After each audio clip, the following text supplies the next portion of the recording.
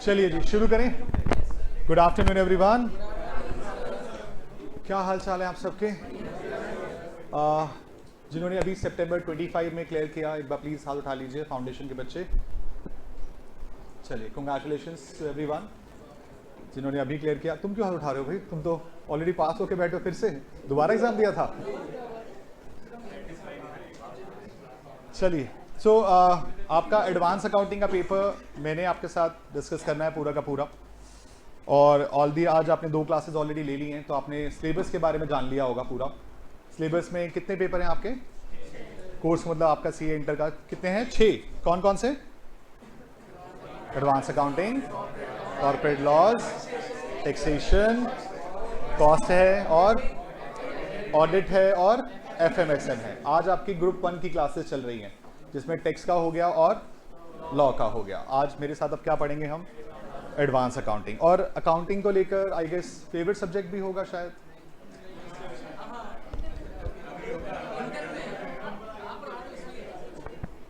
तुम तो पढ़ चुके हो ना। जो नहीं, सीरियसली मैं प्रैक्टिकली पूछना चाहता हूँ सबसे, क्योंकि देखो आज फर्स्ट क्लास है, मैं डायरेक्टली बोलूँ जी आओ चलो पढ़ना शुरू करते हैं, तो एक इंटरैक्शन होना ज़रूरी होता है, कनेक्शन होना ज़रूरी होता है। क्योंकि आपने कभी भी किसी से पढ़ा होगा तो फर्स्ट क्लास तो डेमो ही होती है सबकी, और उसमें अगर आपकी एक दूसरे के साथ ट्यूनिंग सेट बैठ जाए तो अल्टीमेटली दोनों का जो गोल है ना वो अचीव हो जाता है। अब हमारा और आपका गोल क्या है? मार्क्स। इंटर पास करना तो ऑब्वियस सी बात है ही, लेकिन उसके अंदर भी अच्छे मार्क्स के साथ पास करना। रीजन बीइंग क्योंकि इंटर क्लियर करने के बाद जो आपका सबसे बड़ा टारगेट है वो आपकी आर्टिकलशिप, और सीए इंटर के मार्क्स के ऊपर बहुत डिपेंड करता है कि आपकी आर्टिकलशिप कहाँ लगने वाली है। और मेरा पेपर सबसे पहला पेपर है। जब आप एग्जाम में जाएंगे ना, तो एग्जाम के दिन आपका पहला दिन जब आपका सीए इंटर का एग्जाम होगा एडवांस अकाउंटिंग का, तो ये पक्की गारंटी है कि आपके हाथ कांपेंगे, नर्वसनेस होगी, थोड़ा सा एंजाइटी भी लगेगी, यार ये पेपर आ रहा है, सीए इंटर का पेपर दे रहे हो। फाउंडेशन आपने निकाला, अच्छी बात है, और शायद फाउंडेशन के फर्स्ट एग्जाम में भी ऐसा कुछ फील हुआ हो, लेकिन सीए इंटर में आने के बाद ये डर और बढ़ जाता है। और जब ये डर बढ़ता है ना, तो उस वक्त पर सिर्फ एक ही चीज संभालती है, आपका पेपर जो आपको आता हो। और गलती से अगर कोई पहला क्वेश्चन ऐसा उठ जाए ना जिसकी बैलेंस शीट टैली ना करे, जैसे इस बार एक सिंगल एंट्री का क्वेश्चन आया था फाउंडेशन में, वो तो हमने छोड़ दिया था। कितनों ने सिंगल एंट्री का क्वेश्चन छोड़ दिया इस बार? हाथ उठाइए, उठाइए और उठाइए और उठा लीजिए, कोई शर्म वाली थोड़ी बात है, आदत है हमें तो। क्योंकि इनकम्प्लीट रिकॉर्ड्स का क्वेश्चन मोस्टली बच्चा कोशिश ये करता है छोड़ देता है, लेकिन ठीक है एनी हाउ। लेकिन यहां पर सारे क्वेश्चन सिंगल एंट्री वाले हैं, जहां पर कोई छोड़ने का ऑप्शन नहीं मिलेगा। ऑब्वियसली बात है ना, लेवल बढ़ चुका है, 3 साल हो गए अकाउंट्स पढ़ते पढ़ते, 11th में पढ़ा, 12th में पढ़ा, फाउंडेशन में पढ़ लिया। कोई ग्रेजुएशन के थ्रू भी है, ग्रेजुएशन के थ्रू है। आपने सीए लेट क्यों शुरू करी? 3 साल ऐसा क्या हुआ आपके साथ? अच्छा, सो अब आपके लिए तो अकाउंट्स बहुत पुराना हो गया होगा फिर, तो मैं कह सकता हूँ। तो कहीं ना कहीं हम ये मानते हैं कि आप लोगों ने काफ़ी पढ़ा हुआ है, लेकिन अब नया पढ़ना है। नया इन द सेंस कि अकाउंटिंग के रूल्स नहीं बदलने वाले हैं, अकाउंटिंग अलग अलग कंपनीज के लिए होने वाली है, अलग अलग चीज़ों के लिए बात करने वाले हैं। और वो बातें आज पहली क्लास से कनेक्शन जुड़ेगा। करीबन हम सितंबर 26 के लिए अराउंड 80 क्लासेस आपके साथ कवर करेंगे, जिसके अंदर हम accounting part, as part, MCQ part, ये सब कवर करेंगे।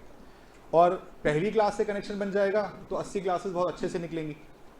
अगर कनेक्शन सही से नहीं बना तो शायद आप पढ़ते रहे और समझ कुछ नहीं आया, तो उसका भी तो फायदा नहीं होगा।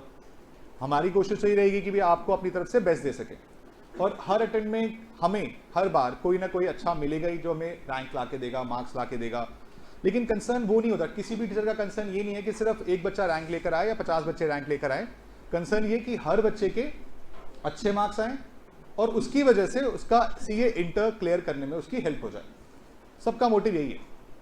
अब आप उस चीज़ को कितना सिंसियरली पढ़ेंगे, कितना अच्छे से होमवर्क करेंगे, ये बहुत चीज़ें ज़रूरी होती हैं, खासकर प्रैक्टिकल सब्जेक्ट्स में। अकाउंटिंग का पेपर आएगा, कॉस्ट का आएगा, एफएम का आएगा, जहाँ पर आपका होमवर्क बहुत मैटर करता है। तो मेरे साथ भी ये चीज़ें रहनी चाहिए कि भैया हम होमवर्क को लेके मेंटेन करके चलें। बैच ऑल्टरनेट बेस पे चलता है इसीलिए, ताकि होमवर्क का टाइम मिले। हमने ये चीज़ एक्सपेरिमेंट करके देखा हुआ है कि रेगुलर बैच चला के देखा लेकिन उसमें बच्चे होमवर्क नहीं कर पाते थे। हमारी तरफ से बैच कंप्लीट, 3 साढ़े 3 महीने में बच्चा घर बैठा आराम से, लेकिन अगले 6 महीने वो गायब, ना कोई कनेक्शन रहा, ना उसने क्लास के टाइम पे होमवर्क किया। एग्जाम में रिजल्ट आ रहा है 60-70 मुश्किल से पहुंच रहे हैं। और पिछले बैच से चेंज किया, इसी बैच में 89 हाईएस्ट मार्क्स मिल गए, एक ही बैच के चेंज करते ही। और जब मैंने सबसे पहला बैच लिया था उसमें भी 92 हाईएस्ट मिला था, विद रैंक मिला था AR7। तो फर्क कहाँ से पड़ा कि भाई बच्चे को टाइम चाहिए। अगर मैं आज आपको कुछ पढ़ा के भेजूं और मैं आपको बोलूं कि मैं आपसे ये एक्सपेक्ट करूं कि कल आके आप मुझे फिर से 3-4 क्वेश्चन होमवर्क में भी दिखा दो, तो पॉसिबल नहीं है आप लोगों के लिए। तो मैं इस चीज़ को समझता हूं और मैं मानता हूं कि टाइम मिलना बहुत ज़रूरी है। मैं अपने सब्जेक्ट में टाइम को निकालने की कोशिश पूरी करता हूं और आपको उतना ही होमवर्क दूं ताकि आप एक दिन का गैप लेने के बाद कर भी पाएँ, ताकि स्कोर बढ़े। हमारा मेन मोटिव सिर्फ क्या होना चाहिए आज, कि हमारा एडवांस अकाउंटिंग में अच्छा स्कोर कैसे आए। और इस बार का रिजल्ट भी आप लोगों ने देखा, ग्रुप 1 का रिजल्ट कितना आया, 9%, 10% से नीचे नीचे। और ग्रुप 2 में कितना आ रहा है, 25-26%। सीए फाइनल में भी कितना आ रहा है। तो इसका मतलब ये शायद कह सकते हैं कि ये आखिरी पड़ाव होगा मुश्किल रिजल्ट का। ऐसा हो सकता है कि अगली बार ग्रुप 1 का रिजल्ट अच्छा आएगा या ऐसे ही आएगा। और आपके एग्जाम से पहले कुछ इसमें मई 26 के बच्चे ही बैठे हैं, कुछ सितंबर 26 के भी बैठे हैं। और मई 26 वालों के लिए एक अटेम्प्ट और देखने का मौका मिलेगा, जनवरी वाला। सितंबर वालों को 2 अटेम्प्ट देखने का मौका मिलेगा कि भाई एग्जाम में क्या आया, कैसे आया। और ये मेरी गारंटी है कि एग्जाम का पेपर जिस दिन होगा उसके नेक्स्ट क्लास जो भी हमारी होगी, हम उस पेपर को यहाँ डिस्कस करेंगे। जितना अब तक हम कर चुके होंगे वो हम क्लास में देखेंगे कि क्या हमें आता है या फिर नहीं आता। ये जो बच्चे ऑलरेडी यहाँ बैठे हैं पहले से, मई 26 वाले, उन्होंने एक अटेम्प्ट देख लिया है ऐसा, और हमने क्लासेस के टाइम पर वो क्वेश्चन डिस्कस कर भी लिए हैं। अब तक के हुए 5 अटेम्प्ट्स, उन 5 के क्वेश्चंस एग्जाम के अंदर कितने आए, कितने हमें आते थे, ये सारा डिस्कशन क्लास के अंदर होगा। आप लोगों को सिर्फ करना क्या है, मेरी बात माननी है, मेरी बुक की जो क्वेश्चंस वाली बातें हैं वो पूरी करनी है, और आप लोगों के 80 ईजिली, मैं कहता हूँ 80 आराम से आ सकते हैं। ऑल्दो मेरा काम तो 60 पे भी खत्म हो जाता है, लेकिन 60 का सोचूंगा ना तो 60 से कम ही आएंगे। जब 100 का सोचता हूँ तब 80 आते हैं, 80 का सोचता हूँ तो 60 आते हैं। और ये आप सबके साथ भी रहा होगा। आप सबने फाउंडेशन में अभी अकाउंट्स में कितना कितना स्कोर किया, हाईएस्ट किसके आए, हाईएस्ट 300 कोई है, 300 प्लस, 290, 280, हाँ जी। बट अकाउंट्स में कितने आपके मार्क्स, 70। आपने 70 ही सोचे थे, कितने सोचे थे, 85, 90, 70 होने का रीजन पता चला आपको क्या, क्वेश्चन छूटा और थोड़ी मिस्टेक्स भी हुई। और ये बड़ी कॉमन सी बात है ना कि एग्जाम के अंदर आप जब क्वेश्चन करने लगते हो तो कई बार जानबूझ के नहीं, अनजाने में आपसे कुछ गलतियां हो जाती हैं। आपकी प्रिपरेशन 90 के लिए थी, 100 के लिए थी, लेकिन मार्क्स 85, 70, 75 ऐसे आते हैं। तो आज सबसे पहली चीज तो माइंड से निकालना कि आप पास होने के लिए पढ़ रहे हो, क्योंकि अगर आप पास होने के लिए पढ़ रहे हो तो आप पास नहीं होने वाले। बड़ी सिंपल सी बात है। अगर 10% रिजल्ट आ रहा है तो उसका मतलब 90% बच्चा फेल हो रहा है ना, चाहे वो किसी भी सब्जेक्ट की वजह से हो, क्योंकि वो मेंटालिटी एक सब्जेक्ट में बन गई तो सब में बन जाती है। तो सबसे बड़ा टारगेट, सबसे पहला पॉइंट ये कि आप अपने आप को एक बड़े टारगेट के लिए प्रिपेयर करें। 70-80 का टारगेट प्रिपेयर करेंगे, मैं कह रहा हूं 50, 55, 60 के अंदर अटक जाओगे। 60 आ गए, चलो ठीक है, एग्जाम्शन आ गई, लेकिन वो पेपर जो आपको 80 दे सकता है, आपका शायद ग्रुप 1 निकाल सकता है, शायद आपका बोथ ग्रुप्स भी निकाल सकता है, उसे क्यों ढीला छोड़ना। और मैं आपको दिखाऊंगा आज, अभी आपका सिलेबस का पार्ट दिखाऊंगा कि भाई आपके सिलेबस के अंदर कितने मार्क्स में कौन सा चैप्टर आ रहा है, पिछले 5 अटेम्प्ट नए कोर्स के अंदर उसने किस तरह से परफॉर्म किया है, आप लोगों के पास स्कोरिंग एरिया क्या होने वाला है, ताकि हम 80 प्लस की बात ही सोचें। सीरियसली आप सब में, अच्छा आप सब में से 12th में कितने बच्चों के 90 मार्क्स थे अकाउंट्स में, ये देखो ऑलमोस्ट 80% ऑफ द क्लास के 90 मार्क्स रहे हैं 12th क्लास में। तो क्या आप सब अब नालायक हो चुके हैं? ऐसा कुछ हुआ किसी के साथ, ऐसा कुछ? इवन आपने तो कुछ ज्यादा ही पढ़ा, और फाउंडेशन लेवल पे तो आपने वही 11th 12th भी पढ़ा, लेकिन कुछ कम हुआ ना। रीजन बीइंग क्योंकि 12th के अगर आप 90 सोचते हो ना तो 85 आता है, अगर यहां 90 सोचते हो तो यहाँ पे 65 और 70 आता है। यहाँ का वेरिएंस बहुत ज्यादा है, वहां का वेरिएंस मैक्सिमम 5% है, यहाँ का वेरिएंस 15 से 20% है।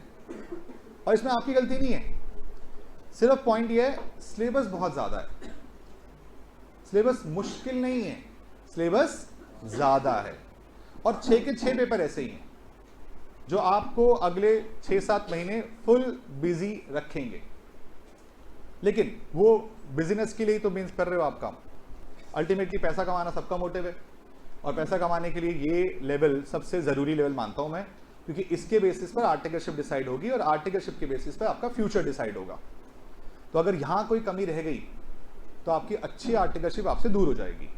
तो फोकस इसी चीज़ का रहना चाहिए, बोथ ग्रुप्स। क्योंकि कहीं भी बाहर जाएंगे ना आप मार्केट में, किसी भी आर्टिकलशिप में सबसे पहली प्रेफरेंस हमेशा किसको मिलती है? बोथ ग्रुप्स प्लेयर को। आप सिंगल ग्रुप दें, आप सिंगल करके अलग अलग निकालें, वो आपकी चॉइस है। हमारा काम आपको बेस्ट बताना है कि बोथ ग्रुप्स की प्रेफरेंस हमेशा रहने वाली है। और अगर आप बोथ ग्रुप्स निकाल रहे हैं तो आपको कहीं भी, चाहे बिग 4 हो, चाहे टॉप 20 हो, चाहे टॉप 50 हो, हर जगह प्रेफरेंस मिलेगी। आप में से कोई रेगुलर कॉलेज भी कर रहे हैं 3-4 बच्चे, और ये रेगुलर कॉलेज का भी बेनिफिट आपको मिलेगा। कहीं ना कहीं बिग 4 में ये क्राइटेरिया आता है कि अगर बिग 4 के साथ सीए इंटर के साथ साथ आपने रेगुलर कॉलेज किया है तो आपको उसका भी फायदा मिलेगा। तो आप इस चीज का ध्यान रखिएगा, आपको ये फायदा उठाना है बाद में। एनी हाउ, अकाउंटिंग का पेपर अब हम शुरुआत कर सकते हैं। लेकिन मैं कुछ भी शुरू करता हूं ना, अभी बच्चे मुझे कह रहे थे बाहर कि सर आपकी पहली क्लास है, आप कहते हो बस बेइज्जती करते हो पहली क्लास में, ऐसा बदनाम किया जा रहा है मुझे बाहर। लेकिन मैं बेइज्जती नहीं करता, मैं बेसिक पे बात करता हूं। किस पे बात करता हूं? चलिए प्लीज शांत एक बार वापस से। थोड़ा सा लाइट की वजह से इंटरप्शन हुआ था, लेकिन अब सब ठीक है आई गेस। एक बार ऑनलाइन वाले बच्चे भी कंफर्म कर दें। मैं आपसे कह रहा था कि भाई मुझे ना बेसिक्स चाहिए होते हैं, क्योंकि आप 3 साल अकाउंट्स पढ़ा हैं, लेकिन ऐसा हो सकता है कि कहीं ना कहीं अभी भी आपके बेसिक्स में कुछ कमियां हों। और बेसिक्स का मतलब मेरे सिर्फ जर्नल एंट्रीज हैं। अगर आपको जर्नल एंट्रीज आती हैं तो इन दैट केस फिर कोई दिक्कत की बात नहीं है, हमारे लिए आज से ही कुछ ना कुछ टॉपिक पढ़ना शुरू हो जाएगा। और मैं बेसिक के बारे में क्यों पूछता हूँ, क्योंकि हमारे चैप्टर के अंदर या हमारे कोर्स के अंदर कुछ 2-3 चैप्टर ऐसे हैं जो कि प्योरली आपको जर्नल एंट्रीज पे टेस्ट करेंगे। और वहां पर जब मैं कोई एंट्री बोलूंगा या आपसे पूछूंगा तो उसका जो डुअल एस्पेक्ट है, उसका डेबिट क्रेडिट है, वो सही तरह से बताना बहुत जरूरी हो जाएगा। क्योंकि अगर आप कुछ भी एंट्री लिखने लगे, शायद आप वो एंट्री बिल्कुल सही बता दें जो आपको याद है आज। एग्जाम्पल के लिए मैं आपसे बोलता हूं रेंट पेड इन कैश, सबकी आवाजें आती है, लेकिन जैसे ही कोई थोड़ी सी टेक्निकल एंट्री आती है वो आवाजें गायब हो जाती हैं। और वो डिफरेंस क्यों है? क्योंकि शायद कोई नई एंट्री अगर आ जाए तो हम उसको, जो हमने कभी नहीं पढ़ी, उसको बताने में हम झिझक जाएंगे, हमें पता ही नहीं होगा करना क्या है। और वो दिक्कत सबसे बड़ी है। इसीलिए अकाउंटिंग करना और अकाउंटिंग का आना दोनों में फर्क होता है। आपकी नॉलेज के अंदर आपकी एंट्रीज की मेमोरी है, और वो मेमोरी सिर्फ उतना ही आंसर दे सकती है जितना आपको याद है। और जो आपको याद नहीं, या जो आपने कभी पहले नहीं पढ़ा, वो सही आंसर बाहर नहीं आता। समझ रहे हैं आप बात को मेरी? एग्जाम्पल के लिए मैं एक छोटा सा एंट्री का पॉइंट बोलता हूं, आप सोच के जवाब देंगे तो आंसर निकल के आएगा। आप सबने बायबैक का नाम सुना है? कहां सुना था? शेयर्स का एक चैप्टर था जिसके अंदर एक टॉपिक आता है utilisation of securities premium, under section 52 subsection 2, जहां पर आपको यह सिखाया जाता है कि अगर आप सिक्योरिटी प्रीमियम का पैसा यूटिलाइज करेंगे तो कुछ 5 पॉइंट्स हुआ करते थे। कुछ पहला पॉइंट याद है आपको? Fully paid bonus shares, very good. Buyback कर सकते हैं हम, आप प्रीलिम एक्सपेंसेस राइट ऑफ कर सकते हैं, very good. Commission discount expense को राइट ऑफ कर सकते हैं हम, और premium payable on redemption of redeemable preference share and debentures of the company. तो ये सब जगह पर प्रीमियम यूटिलाइजेशन होता है। लेकिन इसी के अंदर एक पॉइंट था बायबैक वाला ही, कि हम अपनी कंपनी के इक्विटी शेयर्स को क्या करेंगे? बायबैक। बायबैक का मतलब वापस से खरीदना। और आपने इस तरह का टॉपिक ऑलरेडी कर रखा है। फाउंडेशन में 2 टॉपिक थे ऐसे, redemption of preference share capital और रिडम्पशन ऑफ डिबेंचर्स। तो अब आप सोचिए बायबैक की जर्नल एंट्री क्या होगी, और जो भी सोच के बताएगा हाथ करके बोलना नहीं है, क्योंकि आप जब बोलते हैं तो दूसरा वाला जो सोच रहा होता है ना, उस तक भी वो बात पहुंच जाती है और उसकी कमी या उसकी बात जो है वो बाहर नहीं आ पाती। तो हमारी क्लास का एक सिंपल सा रूल रहेगा, जब भी आपसे कुछ पूछा जाए तो आप हाथ उठाएं और हाथ उठाकर अकॉर्डिंगली उसका आंसर करें, ताकि मुझे भी जानने का मौका मिले कि कौन किस लेवल पर यहां पर बैठा है। क्योंकि मुझे तो 0 लेवल से स्टार्ट करना है, लेकिन किसी के लिए शायद 0 समझाना भी मुश्किल हो जाता है, और किसी के लिए 100 भी बहुत छोटा होता है। तो मुझे सबको सेम लेवल पे लेके आना है। मेरा टारगेट सिर्फ एक के 60 या 80 लाने का मोटिव नहीं है, सबके लिए काम करना है जी। अब एक एंट्री निकल के आई है क्या, securities premium account debit to equity share capital account. ये एंट्री बेटा सोच समझ के बोली या कैसे, क्या सोचा आपने?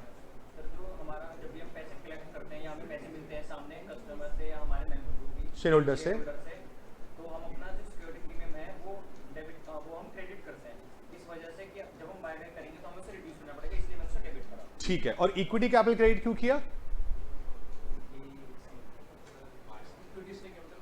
इक्विटी शेयर कैपिटल बायबैक करने से कम होगा या बढ़ेगा? कम होगा। और कैपिटल का बैलेंस क्या होता है, डेबिट होता है क्रेडिट होता है? क्रेडिट होता है। और इशू करूं और बढ़ाऊं तो और क्रेडिट करूं, और कम करूं तो क्या आपने इक्विटी शेयर कैपिटल डेबिट सोचा? जितनों ने सोचा वो ठीक, बट किसी ने आंसर किया वो गलत। तो इसका मतलब पॉइंट क्या है कि सबका सोचना और सबका सही होना जरूरी है। मैं आपको वही तो बोल रहा हूं, मुझे एक को थोड़ी पास कराना है, या मुझे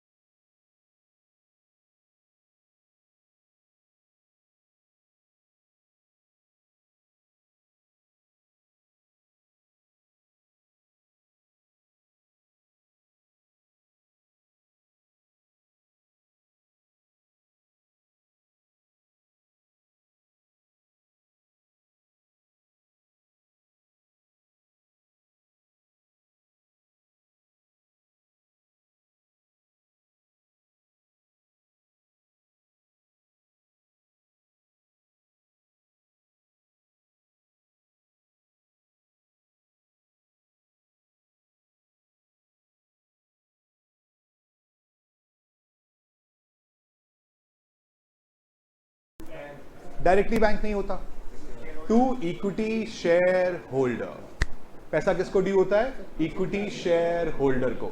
तो अगर आप इस एंट्री को समझे ध्यान से, तो इसमें 3 एस्पेक्ट निकल के आए। इक्विटी कैपिटल का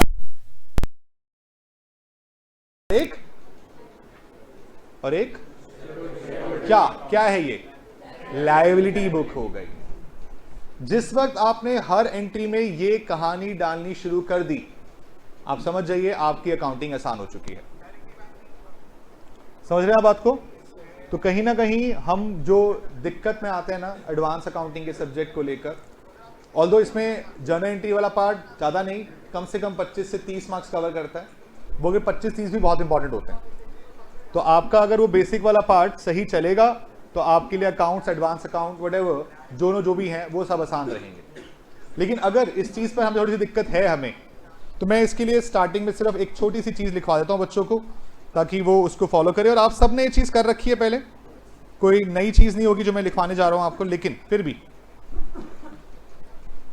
ये वाला जो बेसिक है ये आपको याद रहना चाहिए। आप लोगों ने बहुत पहले पढ़ लिया था इसको। कितनी चीज़ें होती हैं आपके पास?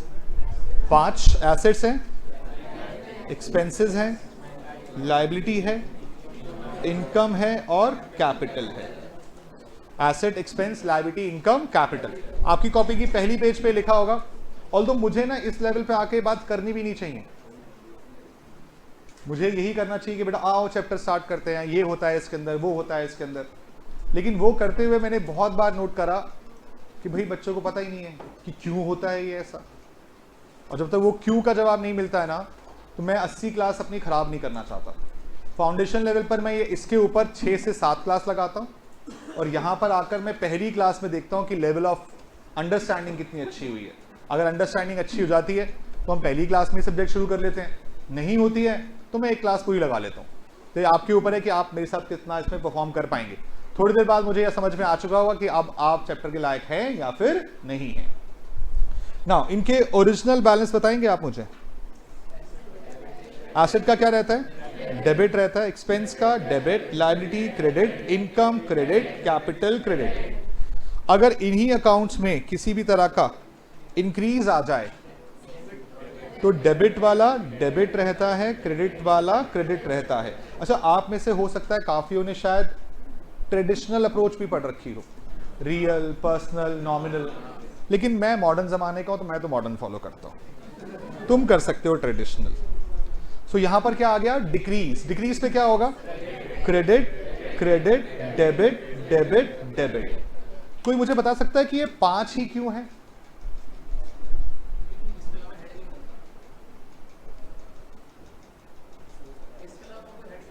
इसके अलावा कोई हेड नहीं बनेगा? सोचिए, क्या ये 5 ही सब कुछ समअप कर पाएंगे? अगर आप लोग थोड़ा सा पीछे जाएं मेरे साथ, तो एक चीज जो आप सब ने अपने बचपन में पढ़ी थी सबसे पहले, अकाउंटिंग प्रोसेस। और अकाउंटिंग प्रोसेस का सबसे पहला स्टेप एक्चुअली में तो रिकॉर्डिंग प्रैक्टिकल सबसे पहला स्टेप रहता है, लेकिन थ्योरेटिकली सबसे पहले क्या है? Identification. Identification of financial transaction and events. मैं चाहता हूं कि मैं बेसिक से बात करूं, क्योंकि आप सबका हर अपना किसी का अलग अलग लेवल है। वो लेवल मेरे अकॉर्डिंग आ जाएगा ना, बहुत इजी हो जाएगा। तो इसलिए शुरुआत ऐसी होगी, लगेगा कि यार ये तो हमने पढ़ रखा है, हमें आता है, कोई दिक्कत नहीं, थोड़े टाइम के बाद सब ठीक लगेगा। So identification of financial transaction and events. उसके बाद second measuring, measuring in terms of money. और फिर आता है क्या? रिकॉर्डिंग। रिकॉर्डिंग के बाद, अच्छा रिकॉर्डिंग कहां करते हो? जर्नल में। क्लासिफाइंग कहां करते हो? लेजर में। उसके बाद समराइज के लिए क्या बनाते हो? और ट्रायल बैलेंस की हेल्प से बनते हैं फाइनेंशियल स्टेटमेंट्स। कौन कौन से होते हैं फाइनेंशियल स्टेटमेंट?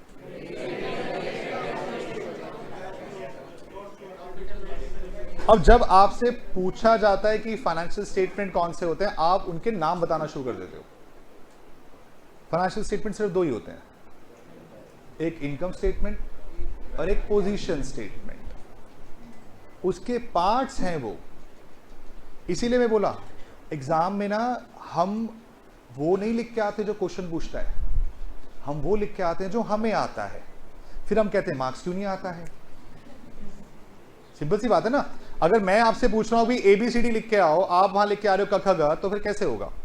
आप अगर सर दोनों काम तो एक ही करते हैं ना, अभी उसी की तो है ये भी। लेकिन है तो दिक्कत ना, जो आपसे पूछा गया वो जवाब नहीं दे रहा, लेकिन जो नहीं पूछा जा रहा, जो आपको आता है आपको वो देना है, इसलिए फर्क पड़ जाता है। मार्क्स 10 मार्क्स से पेपर में 6 ही मिल रहे होते हैं क्वेश्चन के अंदर, 4 मिल रहे होते हैं, 5 मिल रहे होते हैं, क्योंकि वो बेसिक ही बदल गया। सो फाइनेंशियल स्टेटमेंट्स में आती हैं दो चीजें, कौन कौन सी? इनकम स्टेटमेंट और पोजीशन स्टेटमेंट। इनकम स्टेटमेंट हमें किस चीज के बारे में बताती है? हमारे बिजनेस की financial performance, and financial performance पता चलती है बिजनेस के प्रॉफिट और लॉस से। और पोजीशन स्टेटमेंट बताती है हमें हमारे बिजनेस की फाइनेंशियल पोजीशन, जो बताएगी बिजनेस के 3 चीजों के बारे में, एसेट, लायबिलिटीज, कैपिटल। और ये 3 और 2 5, प्रॉफिट और लॉस 5 मिलाकर ही सब कुछ कंप्लीट करता है। आप देखिए ध्यान से, एसेट, लायबिलिटी और कैपिटल ये कहां आते हैं? और उसके अलावा एक्सपेंसेस और इनकम कहां आएंगे आपके? चाहे आप ट्रेडिंग ले लीजिए, चाहे पीएनएल ले लीजिए, चाहे आप स्टेटमेंट ऑफ पीएनएल ले लीजिए, चाहे आप इनकम एंड एक्सपेंडिचर अकाउंट ले लीजिए। तो इसके बाहर कुछ है ही नहीं, सब कुछ यहीं पे सम अप है। लेकिन ये पांचों चीजों के बेसिस पर डुअल एस्पेक्ट लगाना बहुत जरूरी है। एक टाइम ऐसा था कोविड से पहले ना, बच्चों को ये भी नहीं आते थे। जब मैं क्लास ले रहा हूं, मैं बच्चों से पूछ रहा हूं, ये नहीं पता, डेबिट क्रेडिट नहीं पता। फिर कोविड के बाद मैंने एक इंप्रूवमेंट देखी, ये तो बच्चों को आ गया, लेकिन अभी भी एंट्री गलत हो रही है। क्यों? क्योंकि डुअल एस्पेक्ट नहीं आ रहा। जो एंट्री याद है वो फटाफट आ रही है, जो एंट्री याद नहीं है वो गलत हो रही है। और मैं हर बार अपनी पहली क्लास में ये जो एंट्री अब मैं पूछने जा रहा हूं आपसे, मैं हमेशा सब बच्चों से पूछता हूं, और बहुत ही रेयरली आज तक ऐसा हुआ है कि कोई बच्चा सही जवाब दे पाया है। और आप लोगों के लिए भी वो मौका है। मैं एंट्री पूछूंगा, इससे कनेक्शन में एक आगे बात बढ़ाऊंगा, आप सोच समझ के जवाब देंगे। और प्लीज हाथ उठाकर आप अगर बोलेंगे ना तो मेरा जो मोटिव है ना वो डिफीट हो जाता है, तो प्लीज ध्यान रखिए। सो सबसे पहली एंट्री मैं आपसे पूछता हूं, सिंपल सी entry, furniture purchase in cash.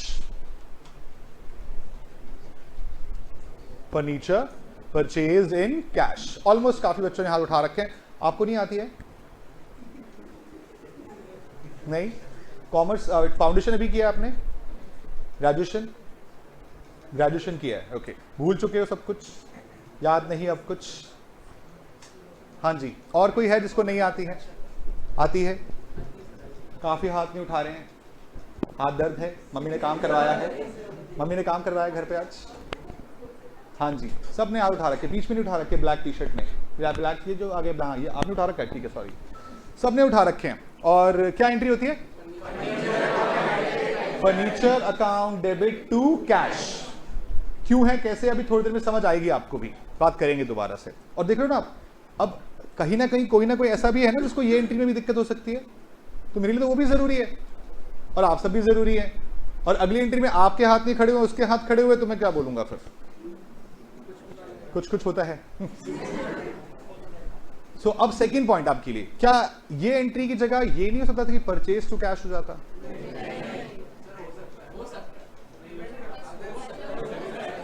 मैंने फर्नीचर एसेट के पर्सपेक्टिव से ही बोला है। क्या ये परचेज टू कैश हो सकता था या नहीं? नहीं हो सकता था, क्योंकि परचेज हम कब यूज करते हैं? जब हम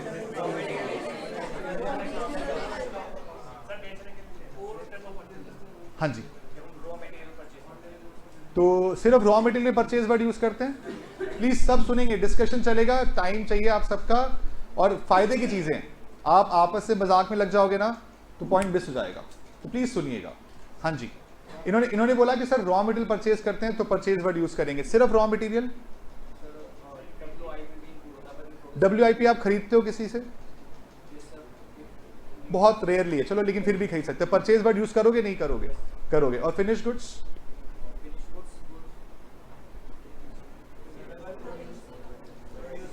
हाँ जी, अगर प्रोड्यूसर गुड्स हैं तो मतलब हम फिनिश गुड्स भी खरीद सकते हैं ना। इसको मैं एक और तरीके से बोलता हूं, स्टॉक इन ट्रेड खरीद रहे हो, है ना, परचेज हो गया, तब परचेज वर्ड यूज होगा।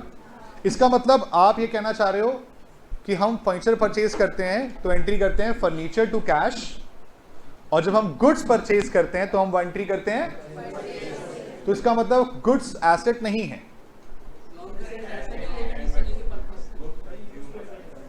हाँ जी, यूज पे डिपेंड करता है। गुड्स का यूज क्या है? दोनों केस में वो चले जाएंगे ना आपके पास से, तो फिर गुड्स एसेट नहीं है इसका मतलब। अगर गुड्स एसेट है तो आपको goods account debit to cash लिखने से कौन रोक रहा है? देखो मेरा लॉजिक सुन दो, आप में से मैं शर्त लगाता हूं किसी ने आज तक नहीं सोचा होगा। फर्नीचर एसेट है, furniture account debit to cash. Goods अगर आप एसेट मानते हो तो गुड्स टू कैश बोलो। आप ये कहते हो जी सर हम तो गुड्स को खरीदने के लिए, बेचने के लिए खरीदते हैं, तो फिर इसका मतलब गुड्स एसेट नहीं है, मैं ये बोल देता हूं। तो आप किस चीज से एग्री करेंगे उस पर बात करेंगे। जैसे लाएंगे वैसे ही बेचेंगे, लेकिन अगर मैन्युफैक्चरिंग करके बेचेंगे तो वो गुड्स नहीं रहेंगे। तो फिर वो क्या बन जाएगा? एसेट बन जाएगा।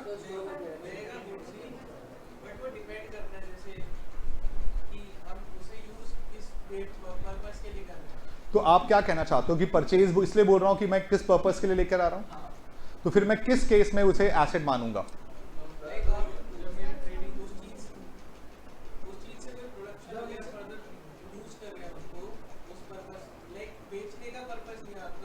तो फिर गुड्स खरीदने का पर्पस क्या है आपका? तो तब भी तो रीसेल ही होगा ना। एग्जाम्पल के लिए मैं कहता हूं जी मैंने ये ग्लास बनाना है, इसको बेचना है, या प्लास्टिक की बोतल बनाकर बेचना है, तो मैं क्या खरीद रहा हूँ? प्लास्टिक। गुड्स है, एसेट है या नहीं है? गुड्स है। बन गई प्लास्टिक की बोतल, अब ये भी तो गुड्स ही है, इसमें कौन सा चमत्कार हो गया? शेप बदल गई, मोल्ड हो गया, बस यही फर्क है तो भी गुड्स ही ना। तो एसेट है या नहीं है? नहीं है। तो फिर इसका मतलब एग्री करते हो गुड्स एसेट नहीं है? सर हमने तो कभी सोचा ही नहीं ऐसा भी होता है क्या? कैसा ट्रीटमेंट? तो फिर आप गुड्स का एक बार बताओ, गुड्स को खरीदने का मोटिव रीसेल के अलावा क्या होता है? यूज करना कभी भी आपका मोटिव नहीं है। आप तो खरीदकर या बनाकर बेचने के लिए लाए हो। प्रॉफिट अर्न करना, बेच के प्रॉफिट ही अर्न होगा। तो गुड्स एसेट है या नहीं है?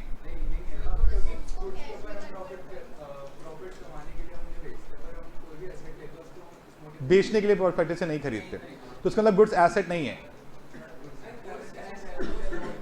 अच्छा अब मैं एक सिंपल सा अलग अलग कर लेता हूं। कितने लोग मानते हैं गुड्स एसेट है? कितने लोग मानते हैं गुड्स एसेट नहीं है? करंट एसेट एसेट ही होता है, दोनों ही है।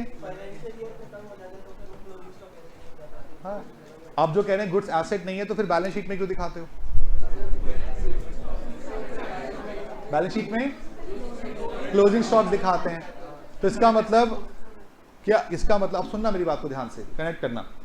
आप जब गुड्स को खरीदते हो, आपका गुड्स खरीदने का मोटिव कभी भी उन्हें रखना नहीं होता, चाहे आप उसे डायरेक्टली बेचना चाहो, चाहे आप उन्हें मैन्युफैक्चर करके बेचना चाहो।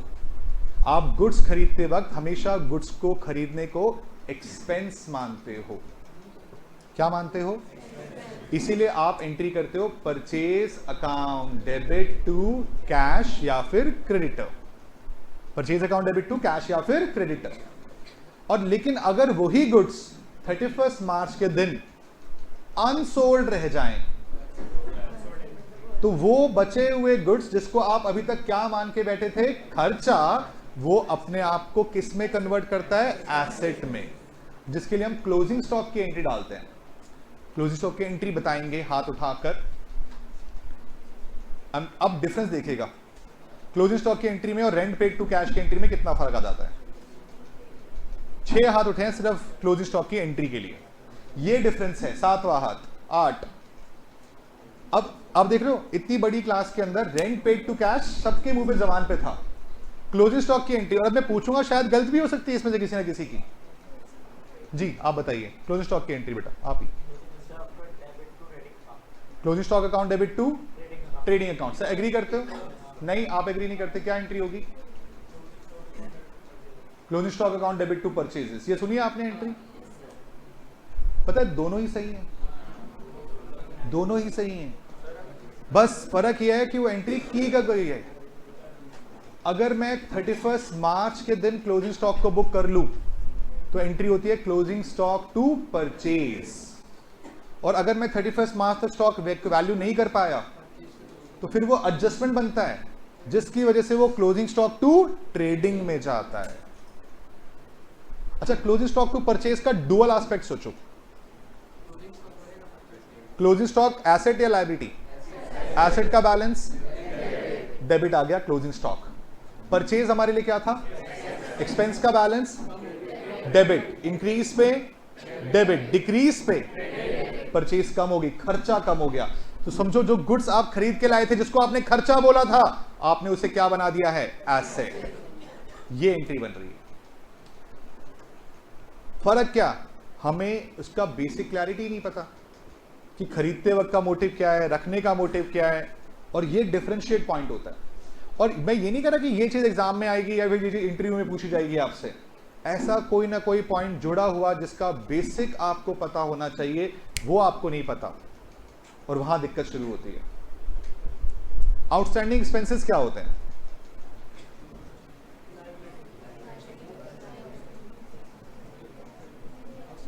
मैं हैरान हूं, काफी कम बच्चों के हाथ खड़े हैं। आपको याद है या भूल चुके हो? याद है? भूल गए? बिल्कुल।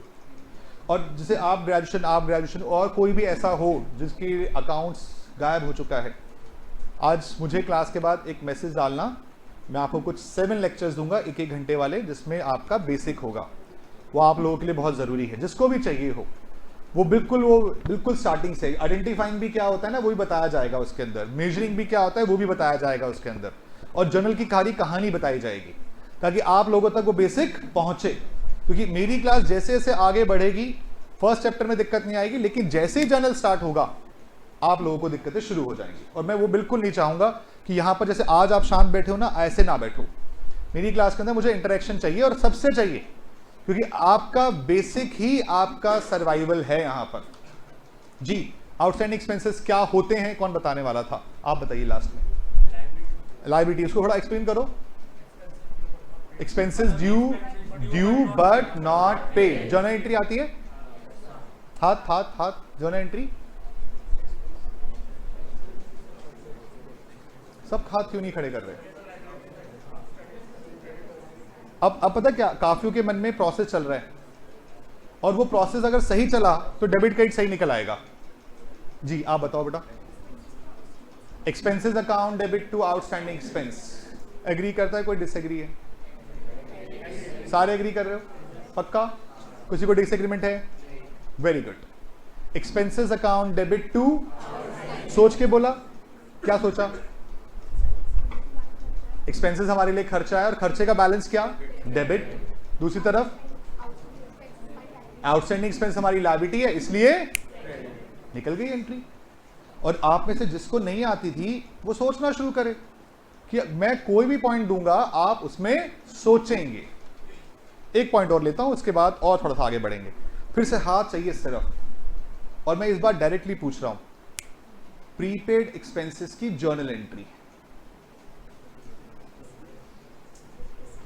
प्रीपेड एक्सपेंस, ये आपके फेवरेट वर्ड्स हैं। सैलरी पेड टू कैश तो मुझे भी आती है, बट प्रीपेड सैलरी कितनों को आती है उस पर डिपेंड करेगा। यस, मास्क मैन जी।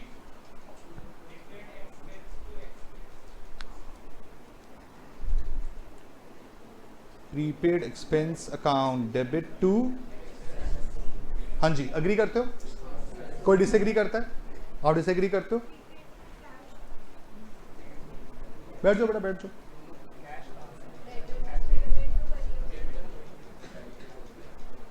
दो ऑप्शन है, किसी और के पास कोई और ऑप्शन भी है? दो ही ऑप्शन है, वोटिंग कर लेते हैं। फर्स्ट के साथ कितने लोग? काफी कम लोग हैं। सेकंड के साथ अभी भी कम लोग ही हैं। थर्ड किसके साथ है? इसका मतलब आपके पास कोई ऑप्शन है या फिर ऑप्शन है ही नहीं। कितनों को दोनों में से एक भी नहीं आती थी? ये देखो, अब मैं कैसे मानूं भाई किसको आती किसको नहीं आती? भाई फिर से एक बारी प्लीज हाथ उठाएं। प्रीपेड एक्सपेंसेस टू एक्सपेंसेस के साथ और प्लीज इसका एक अच्छा तरीका भी है, आप सब बैठे हो ना आस पड़ोस में, जो आपके आस पड़ोस वाला दोनों पे हाथ ना उठाए, आप उसके कान के नीचे लगाएं और उसको जगाएं, क्योंकि वो सो रहा है। सही में मत लगा देना किसी के इसलिए हाथ ध्यान रखे कोई उठा रहा है नहीं उठा रहा है, थोड़ा बहुत जगाना है, जगा देना बस। पहले के साथ प्रीपेड एक्सपेंसेस टू एक्सपेंस, फिर से एक बार। Second, prepaid expenses to cash. हाँ, अब थोड़े से हाथ उठ गए हैं काफी, अभी भी कोई ना कोई सो ही रहा होगा। चलो प्लीज सुनिए ध्यान से। अच्छा, प्रीपेड एक्सपेंसेस होते क्या हैं? Expenses paid in advance. मुझे बच्चे इसमें हेल्प करें, इसका डुअल एस्पेक्ट क्या है? जिन्होंने इसके लिए हाथ उठाया, आराम से आराम से आराम से, कोई भी एक आधा। जी आप बताओ। हमने फ्यूचर में पे कर दिया, फ्यूचर के लिए पे कर दिया, एसेट बन जाएगा। दूसरा एस्पेक्ट,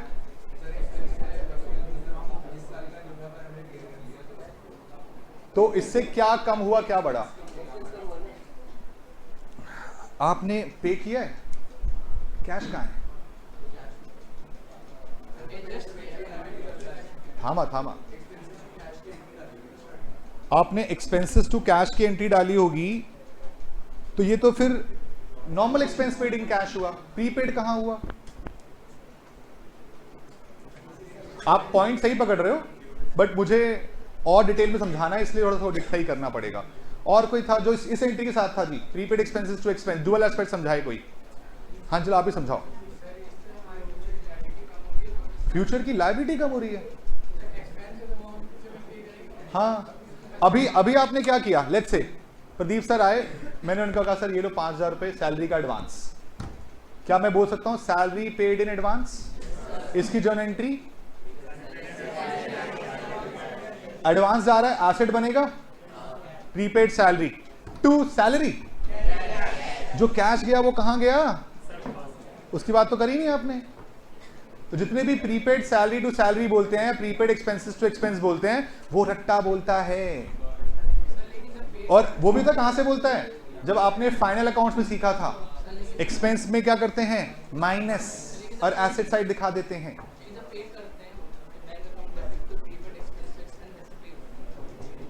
तो फिर वही बोलो ना, हमारा एक्चुअल में एक्सपेंस कम नहीं हो रहा, फिर क्या हो रहा है?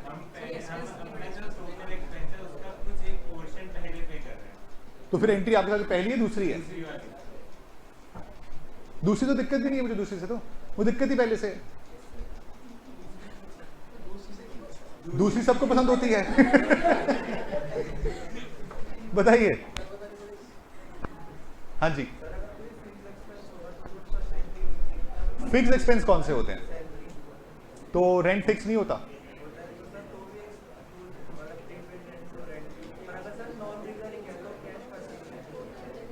अब देख रहे हो आप, लॉजिक सुनो, लॉजिक। भाई कह रहा है अगर फिक्स एक्सपेंस है तो हम क्या कर सकते हैं? एक्सपेंस कर सकते हैं। तो अगर कोई फिक्स एक्सपेंस नहीं है तो हम एक्सपेंस नहीं करेंगे। आपके हिसाब से कौन सा नॉन रेकरिंग एक्सपेंस है जो फिक्स नहीं है? और वेजेस के लिए मैं प्रीपेड वेजेस टू वेजेस नहीं लिखूंगा, मतलब कैश लिखूंगा।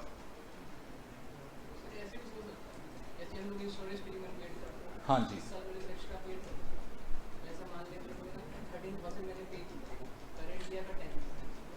3,000 में एडवांस पे कर दिया।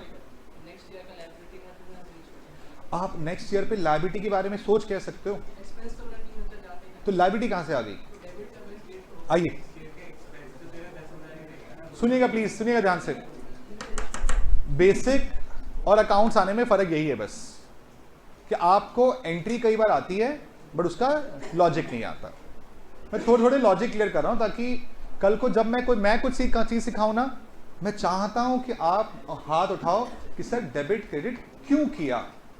अब मुझ पे ही वापस क्वेश्चन लेकर आओ ये वाला। मैं आपके अंदर वो ना क्वेश्चन पूछने की आदत डालना चाहता हूं। मेरे को पहली क्लास में करने में मजा आता है, कहते हैं नशा होता है इस चीज का, वो है मेरे अंदर। क्यों क्यों क्यों क्यों? क्योंकि इसकी वजह से आप में से बहुतों के अकाउंट आज सही हो जाएंगे। आपके अंदर ना वो एक इच्छा जागेगी कि क्यों कोई डेबिट और क्रेडिट करता है और वो क्यों लिख देता है। आप सोचना शुरू करोगे आज से। और मैं आपको थोड़ा सा एग्जाम्पल से बताऊंगा इसके बारे में, ध्यान दीजिएगा। लेट्स से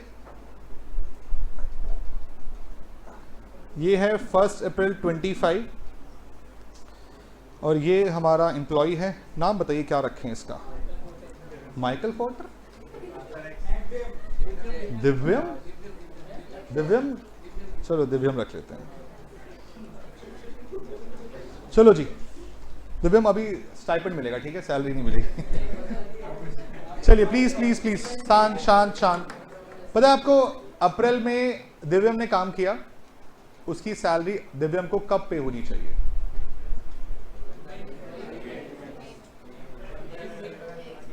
अप्रैल का महीना 30 अप्रैल को खत्म हो गया। क्या लगता है हम दिव्यम को पेमेंट 30 अप्रैल को करेंगे या नहीं करेंगे? क्यों नहीं करेंगे? कंपनी पॉलिसी नहीं होती, ये लाला की पॉलिसी होती है। हमारे इंडिया में बिजनेसमैन को लाला कंपनी बोलते हैं, मतलब हमारा तरीका ऐसा होता है। क्यों ऐसा करते हैं हम इस तारीख को, अगर आज 30 अप्रैल है और आज 10 मई हो गई लेट्स से, तो लोग पेमेंट 10 तारीख तक भी नहीं कर रहे होते, जो कि एक्चुअली गलत है। और क्यों चल रहा है ऐसा सिस्टम? अब मैंने किसी इंप्लॉय के 10 दिन के पैसे देने, 30 दिन तो है ही हैं, 10 दिन और भी हो गए। अगर मैं उसे फर्स्ट डे पेमेंट कर दूंगा, वो जॉब छोड़ के भाग जाएगा। कहीं ना कहीं रोकने का तरीका है ये, और गलत तरीका है एक्चुअली में। अगर आप किसी भी एमएनसी में जाएंगे, आपकी सैलरी आपके मंथ एंड पर आपके अकाउंट में आ जाएगी। इन केस अगर संडे हुआ तो उससे एक दिन पहले आ जाएगी। और एक कंपनी है, अगर आपको मौका मिले कभी वहां जॉब करने का, अमेरिकन एक्सप्रेस, वो 25 को सैलरी दे देती है, सोचो। चलो फिलहाल अब हम दिव्यम को पेमेंट कब कर रहे हैं? 10 मई को। एंट्री बताओ बेटा क्या होगी? सैलरी या आउटस्टैंडिंग सैलरी?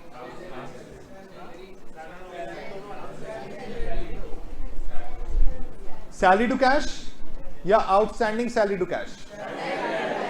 लेकिन ये तो आउटस्टैंडिंग नहीं होनी चाहिए थी, होनी तो चाहिए थी, लेकिन हम हर मंथली बेसिस पर आउटस्टैंडिंग बुक नहीं करते हैं, इसीलिए हम इसको सैलरी टू कैश लिख लेते हैं। और लेट्स से अमाउंट कितना है? 10,000। और अब हर महीने की 10 तारीख को हम पेमेंट कर रहे हैं। ये मई हो गया, मई के बाद कब? जून, जुलाई, अगस्त, सितंबर, अक्टूबर, नवंबर, दिसंबर, जनवरी, फरवरी और 7th क्यों? 7th ले लें या 10th ले लेते हैं?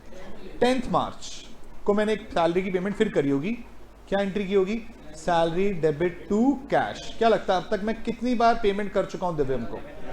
11 बार, 1,10,000 रुपए। और आज 31 मार्च को ईयर एंड हो गया। मार्च के महीने की सैलरी मैं दिव्यम को कब दूंगा? 10 अप्रैल को। लेकिन 31 मार्च की शाम को दिव्यम मेरे पास आता है और कहता है सर मुझे ना कल गांव जाना है, मुझे कल गांव जाना है।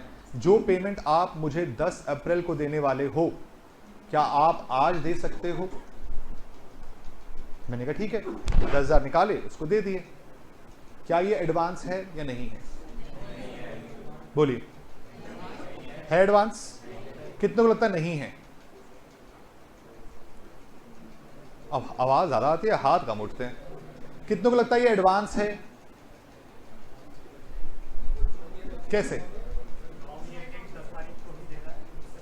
10 तारीख को ही देना है, तो क्या वो 10 तारीख तक के पैसे हैं? पैसे कब तक के हैं? 31 तारीख तक के। 31 तारीख के पैसे 31 को मिलने चाहिए। मैंने 10 तारीख का रूल बना दिया, तो क्या वो एडवांस हो गया? क्या वो मुझसे जो पैसे मांग रहा है वो 1 से 10 के मांग रहा है? क्या वो कब तक के मांग रहा है? आज तक के मांग रहा है। एडवांस कहां हुआ? वो अपने मेहनत का आज तक का काम पूरा करने के पैसे मांग रहा है। ठीक भी थे, मैंने 10,000 उसे दिए। क्या एंट्री कर दी फिर से? Salary debit to cash. कितने से? 10,000। किसी को कोई दिक्कत इस बात से है तो बताइए। ये 10,000 रुपए जेब में रखकर दिव्यम बोला सर 2,000 और मिलेंगे। क्या लगता है अब वो एडवांस मांग रहा है? मैंने ठीक है दिव्यम ये ले, 2,000 और दे दिए उसे। ये सारी बातें ना मेरा अकाउंटेंट देख रहा था। अकाउंटेंट ने 10,000 की एंट्री कर रखी थी। क्या एंट्री कर रखी थी? Salary account debit to cash. 2,000 मैंने और दिए, उस गधे ने इसी को कितना कर दिया? सही किया? क्या करना चाहिए था? उसे करना चाहिए था prepaid salary debit to cash. कितने से? ये होना चाहिए था हर खर्चे के एडवांस की पेमेंट पर, बट आपने ये नहीं किया, आपने किया ये। क्या लगता है इसमें क्या गलत हुआ है? 2000 का सैलरी गलत डेबिट हुआ है। आप बताओगे कितनी सैलरी अब तक टोटल डेबिट हो चुकी होगी? 1,22,000। होनी कितनी चाहिए थी? कितनी एक्सेस डेबिट हुई? वो रिवर्स करनी है। वो सैलरी 2000 की रिवर्स करनी है और डेबिट में क्या लाना है? Prepaid salary. सर फिर ठीक कौन सी है? दोनों ठीक हैं, दोनों के टाइम अलग अलग हैं। अगर कोई इंसान सही एंट्री रिकॉर्ड करता तो एंट्री होती prepaid salary to cash, but अगर किसी ने गलत करा है पहले तो उसका एडजस्टमेंट होता है ये एंट्री। बट हमें आदत क्या पड़ी हुई है, हम डायरेक्टली क्या बोलते हैं? Adjustment entry. इसीलिए मैंने आपसे बोला था कि जब मैं आपसे बोलूंगा आप दो एस्पेक्ट पे फोकस करें। अगर आप इस पे फोकस करते तो आपको कैश मिल जाता। एक्सपेंसेस पेड, पेड कहां से गया होगा? कैश से। एडजस्टमेंट में आप बोल सकते हैं कि सर आपने एडजस्टमेंट कराई है तो expense, prepaid expenses to expense होगा। आती है बात समझ में? कहानी का पॉइंट समझ में आ रहा है? ये सी चीजें इसीलिए हो रही हैं आपके साथ क्योंकि आपको चीजें सिर्फ याद हैं और ऐसी ही कुछ चीजें आपके सामने आएंगी। मैं एक पॉइंट और लूंगा, उसके बाद फिर आपके साथ बेसिक आप तक दिमाग तक पहुंच चुका होगा। मेरे पास एक और पॉइंट है इस चीज के रिगार्डिंग। आप सबने वर्ड सुना है अक्रूड इनकम? इवन आपके साथ पहली बार के साथ डिस्कस भी हुआ होगा। आप तो इन्वेस्टमेंट भी कर चुके हो मेरे साथ, फिर तो आपने पढ़ा। लेकिन बाकी जितने भी नए बच्चे हैं आज उनके लिए सवाल है और जरूरी है, इंपॉर्टेंट है, सबका ध्यान चाहिए मुझे। अक्रूड इनकम, प्लीज पुराने वाले ना बोलें क्योंकि वो कॉन्सेप्ट उन तक नहीं पहुंचेगा वरना। अक्रूड इनकम क्या होती है? Income earn but not received.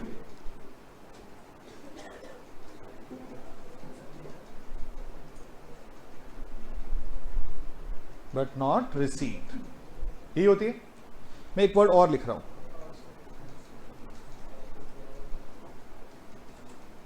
ये और अक्रूड इनकम सेम है। आउटस्टैंडिंग इनकम के लिए क्या लिखूं?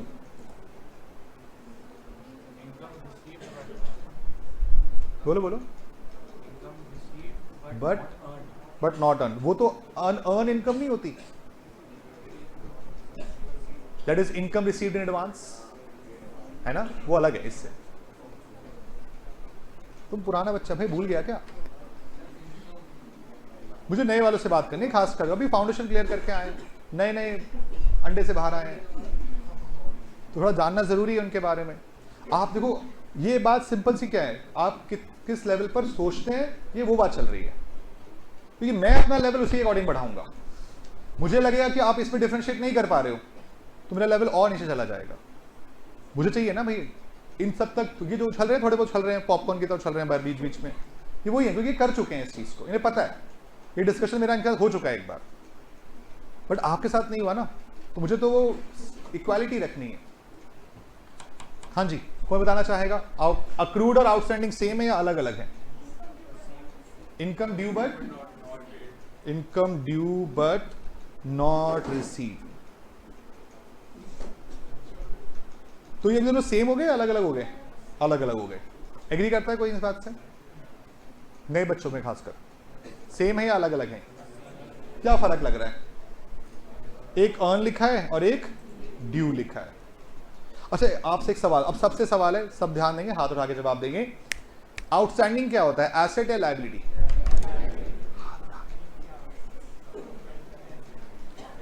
मैं नए बच्चों के हाथ देखना चाहता हूं। हाँ जी बेटा आप बताओ। लायबिलिटी, क्यों? मैंने आउटस्टैंडिंग एक्सपेंस कब बोला? आउटस्टैंडिंग इनकम भी तो हो सकता था। तो सिर्फ आउटस्टैंडिंग कि कोई खुद वैल्यू नहीं है। हाँ, आपने जनरली सुना आउटस्टैंडिंग एक्सपेंसेस के साथ है, इसलिए आपके माइंड में लायबिलिटी बच चुकी है। लेकिन क्या आपने कोई आउटस्टैंडिंग इनकम भी सुनी हुई है? किस चैप्टर में पढ़ी थी? NPO, subscription outstanding. क्या वो लायबिलिटी थी? क्या था वो? एसेट। इसका मतलब आउटस्टैंडिंग सिर्फ पता क्या होता है? ड्यू। अगर ड्यू के बाद नॉट रिसीव लगा दूं तो आउटस्टैंडिंग इनकम, ड्यू के बाद नॉट पेड लगा दूं तो आउटस्टैंडिंग एक्सपेंस, लायबिलिटी। लेकिन अभी भी इन दोनों में फर्क क्लियर नहीं है। अक्रूड इनकम और आउटस्टैंडिंग इनकम को लेकर फिर से एक छोटा सा टाइमलाइन वाला एग्जांपल है, और ये मेरा आखिरी एग्जांपल होगा। इसके बाद आप लोग बोलोगे कि और चलना है इसके अंदर तो मैं चलूंगा, वरना मैं अपने कोर्स के बारे में बात करूंगा। लीजिएगा, प्लीज ध्यान दीजिएगा, और पार्टिसिपेशन चाहिए आप सबका।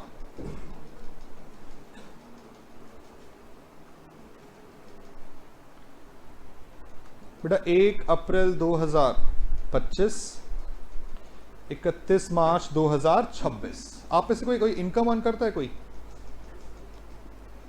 किसी भी तरह की इनकम? कोई ट्यूशन पढ़ाता हो, कोई जॉब की हो कभी, ऐसा कुछ? कोई शेयर मार्केट में इन्वेस्ट करता हो? कुछ करते हो? क्या करते हो बेटा? हाँ जी, फिर से बोलो, समझ नहीं आया। नहीं, इनकम पूछ रहा हूँ मैं, पर्सनल खर्चे। वो इनकम कहाँ से करते हो वही पूछ रहा हूँ। ट्यूशन पढ़ाते हो। अब जब आप कोई भी इनकम अर्न करना शुरू करोगे तो कहीं ना कहीं एक चीज का ध्यान रखना, पहला मोटिव ऑब्वियस ही बात है, इस उम्र में खर्चा ही होता है। लेकिन जब आपके पास इतनी इनकम आने लगे कि आप उसे खर्च करने के बाद भी बचा पा रहे हो, तो उसके बाद आपको इन्वेस्टमेंट करनी है। मैं उसी के पर्सपेक्टिव से एग्जांपल ले रहा हूं। आपने एक कंपनी के क्या खरीद लिए? डिवेंचर्स। और कितने रुपए के खरीदे बेटा? 1 लाख रुपए के। और इस कंपनी ने आपको इंटरेस्ट देना है 30 जून को और 31 दिसंबर को। इसके बाद फिर अगले साल कब? 30 जून को। और आपने आज पहली बार इन्वेस्टमेंट की है। किस दिन किया? 1 अप्रैल के दिन। क्या लगता है आपको पहली बार इंटरेस्ट कब और कितने महीने का मिलेगा? बताइए। 30 जून को मिलेगा। कहां तक कितने महीने का मिलेगा? 3 महीने का। ये क्लियर है? कितना बनता है? 1 लाख के ऊपर 12% 3 महीने, कितना बना? 3000। Please please please please journal entry, इस 3000 की journal entry. Cash account debit to interest, या बैंक भी कर सकते थे आप। Cash account debit to interest, कितना अमाउंट बेटा? 3000। अगला इंटरेस्ट कब मिलेगा? 31/12। कितने महीने का? 6 महीने का। कितना बनेगा? 1 लाख के ऊपर 12% 6 महीने के लिए, कितना? 6000। एंट्री बताइए। सेम हो जाएगी, परफेक्ट है। Cash account debit to interest, कितना? 6000। क्लियर है? अगला इंटरेस्ट कब मिलेगा? 31 मार्च या 30 जून? 31 जून वाले बताइए। 30 जून, 30 जून, 30 जून। आधी क्लास के भी हाथ नहीं उठ रहे हैं अभी तक। 30 जून, 31 मार्च। बाकी कोई डेट तो दिख नहीं रही मुझे, है कोई? हाँ जी, आपके हिसाब से नोटा? हाँ। ये हाफ ईयरली सिस्टम है इनका। पहला वाला 30 जून आपके पास आया, वो हाफ ईयरली था, लेकिन आपने 3 महीने इन्वेस्ट किया, 3 महीने का मिला। नए वाले बच्चे प्लीज आप बताएं बेटा, आपके हिसाब से इंटरेस्ट कब मिलेगा? 30 जून, 30 जून, 30 जून, 31 दिसंबर, हाँ या ना? हाथ ही उठे थे सबके। हाँ, 31 मार्च, सॉरी। अब 30 जून वाले फिर से एक बार हाथ उठा लीजिए। फाइनली मेजॉरिटी बढ़ गई है इस बारी। अभी भी कुछ हैं जो दर्द है हाथों में। चलिए, सो 30 जून को जो इंटरेस्ट मिलेगा कितने महीने का मिलेगा? कितना बनेगा बेटा? 1 लाख के ऊपर 12% 6 महीने, 6000 रुपए। एंट्री बोलिए। कैश अकाउंट डेबिट टू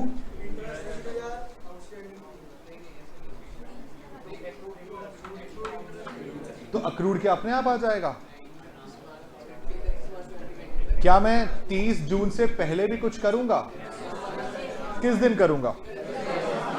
अब आप सुनिए मेरी बात को, 31 मार्च को जवाब चाहिए आप लोगों से, प्लीज सब बोलेंगे नहीं, हाथ उठाएंगे। क्या आपको इस दिन इंटरेस्ट मिलना चाहिए या नहीं मिलना चाहिए? हाथ हाथ हाथ। हाँ जी पीछे। हाँ नहीं मिलना चाहिए, नहीं मिलना चाहिए। इफेक्टिवली ईयर एंड हो रहा है, फाइनेंशियल ईयर, तो मिलना चाहिए। मिलना चाहिए। मिलना चाहिए नहीं मिलना चाहिए बताओ? नहीं मिलना चाहिए, नहीं मिलना चाहिए, नहीं मिलना चाहिए। और बाकी सब नहीं मिलना चाहिए। क्यों नहीं मिलना चाहिए? क्या इस दिन आपने इंटरेस्ट कमाया है या नहीं कमाया? बट मिलने की डेट नहीं है आज। मिलने की डेट, एग्जाम्पल के लिए मैं कहता हूं आज आप घर जाने के लिए एक ऑटो बुक करते हैं, ऑटो टैक्सी वट जो भी आप बुक करते हैं जिसमें मीटर लगा होता है समथिंग। तो यहां से आपने घर जाने के लिए ऑटो बुक किया, ऑनलाइन और सब कुछ हो जाता है आजकल। आप नीचे गए, ऑटो वाला आया था, उसने आपसे क्या पूछा? ओटीपी, और ओटीपी लेकर उसने चलाना शुरू कर दिया। अभी वो आधे रास्ते ही गया था, मीटर में 100 रुपए का बिल ही आया था, और अभी आपका घर आधा दूर है और वो आपसे कह रहा है मैडम प्लीज सर 100 रुपए निकालिए। सही है या गलत है? बट वो तो 100 रुपए कमा चुका है, उसके मीटर पे 100 रुपए आ रहे हैं, लेकिन क्या वो आपसे मांग सकता है? क्यों नहीं मांग सकता? क्योंकि ड्यू नहीं हुआ। ड्यू कब होगा? जब वो आपको डेस्टिनेशन पे पहुंचा देगा। इसका मतलब आप इंटरेस्ट इस पीरियड पर क्या कर चुके हो? Earn but not due. This is known as accrued interest. Interest कमा चुका हूं पर मांगने का हक नहीं है। एग्जाम्पल के लिए एक और, आपने अपना कोई घर किराए पे किसी को दिया, डिसाइड ये हुआ कि किराया महीना खत्म होने के बाद मिलेगा। आप 15 दिन बाद पहुंच गए, भाई साहब किराया निकालो। क्या लगता है आपके पास मांगने का हक भी है? क्योंकि डिसाइड क्या हुआ था? महीना खत्म होने के बाद है। लेकिन क्या आपने कमाया या नहीं कमाया? तो आप क्या बोलोगे कि आपने अर्न तो किया बट नॉट ड्यू है। तो जब आप अर्न कर चुके हो और ड्यू होना हुआ हो तो अक्रूड होता है। तो अब मुझे यहां पर 31 मार्च के दिन 3 महीने के लिए 12% 1 लाख के ऊपर कितना इंटरेस्ट क्या करना पड़ेगा? अक्रूड करना पड़ेगा। प्लीज डुअल एस्पेक्ट बताइए।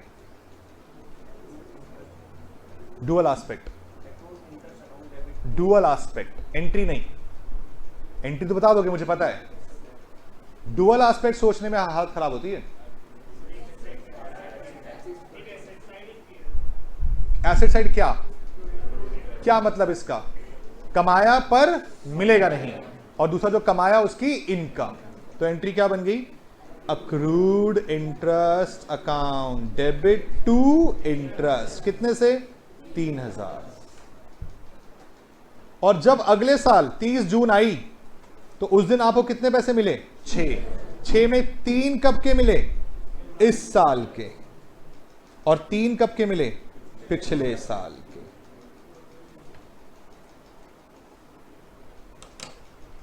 बात समझ में आती है? एंट्री क्या बनी?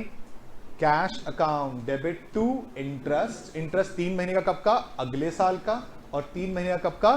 पिछले साल का। That is accrued. अब फर्क समझना दोनों के अंदर क्या फर्क है।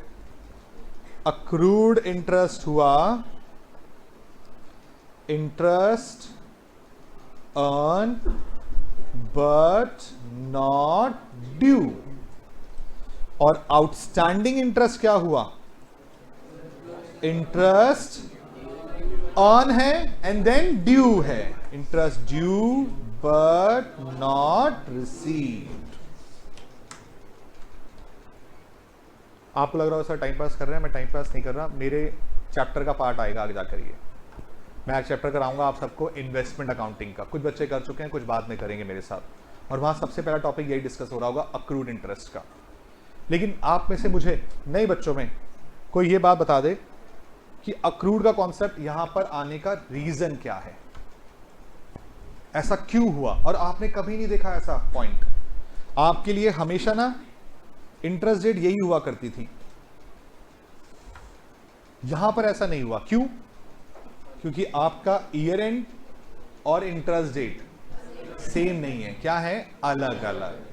जब जब इंटरेस्ट डेट और ईयर एंड डेट क्या होंगी? अलग, हमेशा अक्रूड का कॉन्सेप्ट आएगा, हमेशा। और अगर सेम है तो सीधा आउटस्टैंडिंग बन जाएगा, फिर अक्रूड की बात ही नहीं होगी। और ये यही है, छोटे छोटे पॉइंट्स, छोटे छोटे पॉइंट्स हैं ये, जो आज शायद आपको इतने रेलेवेंट ना लगे, लेकिन जैसे जैसे हम आगे चलेंगे ना, यहां से आपकी सोच में चेंज आएगा कि आपका जो पेपर है उसके अंदर ऐसे बहुत सारे पॉइंट हैं जहां पर एंट्रियां याद करके काम चलाने की वैल्यू नहीं होगी।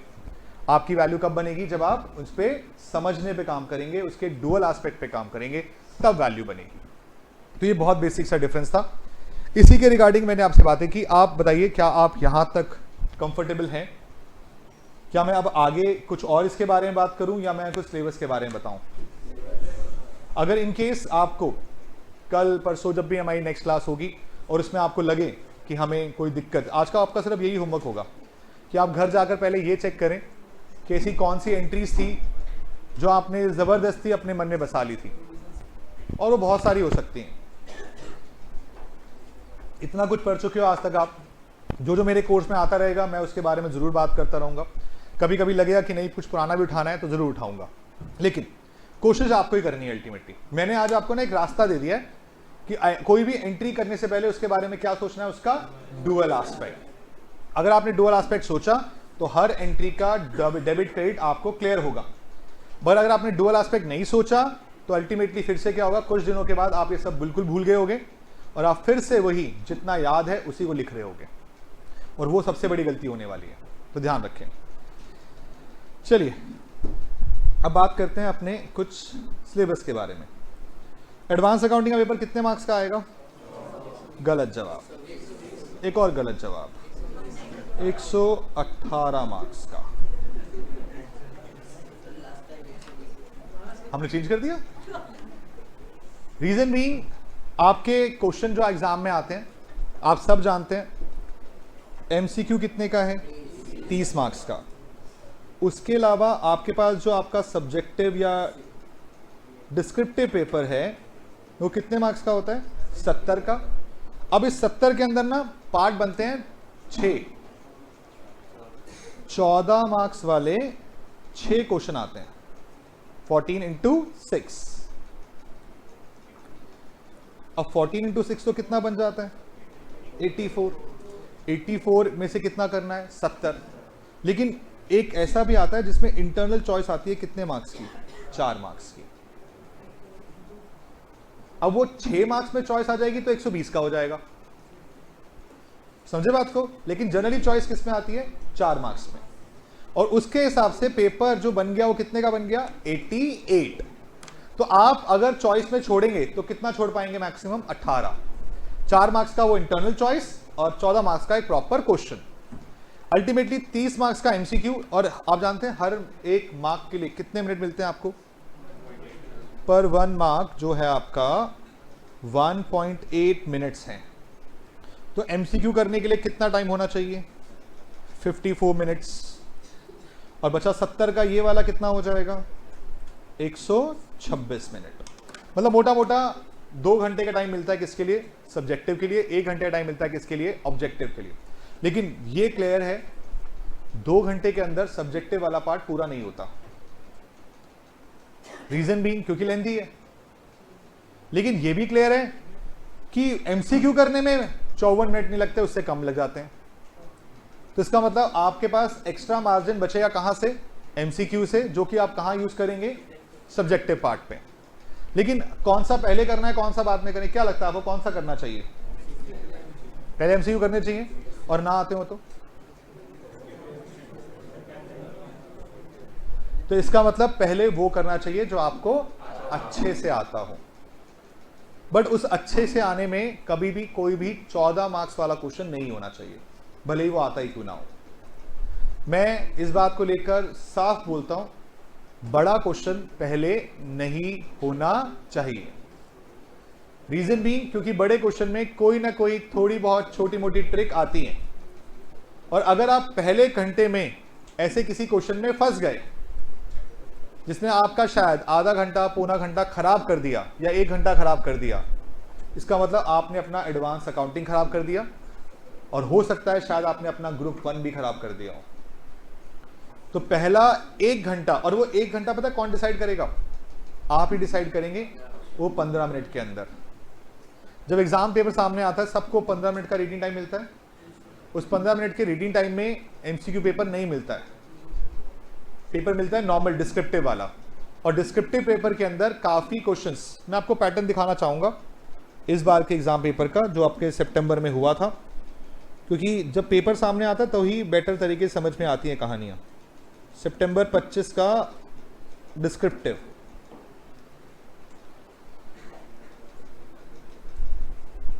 ये इस बार का सितंबर 25 का पेपर था। ये चेक कर लीजिए एक बार, देख लीजिए। फर्स्ट पॉइंट क्या लिखा है? The question paper comprises 2 part. First कौन सा है? एमसीक्यू। सेकंड कौन सा है? Subjective, descriptive basically. पढ़िए।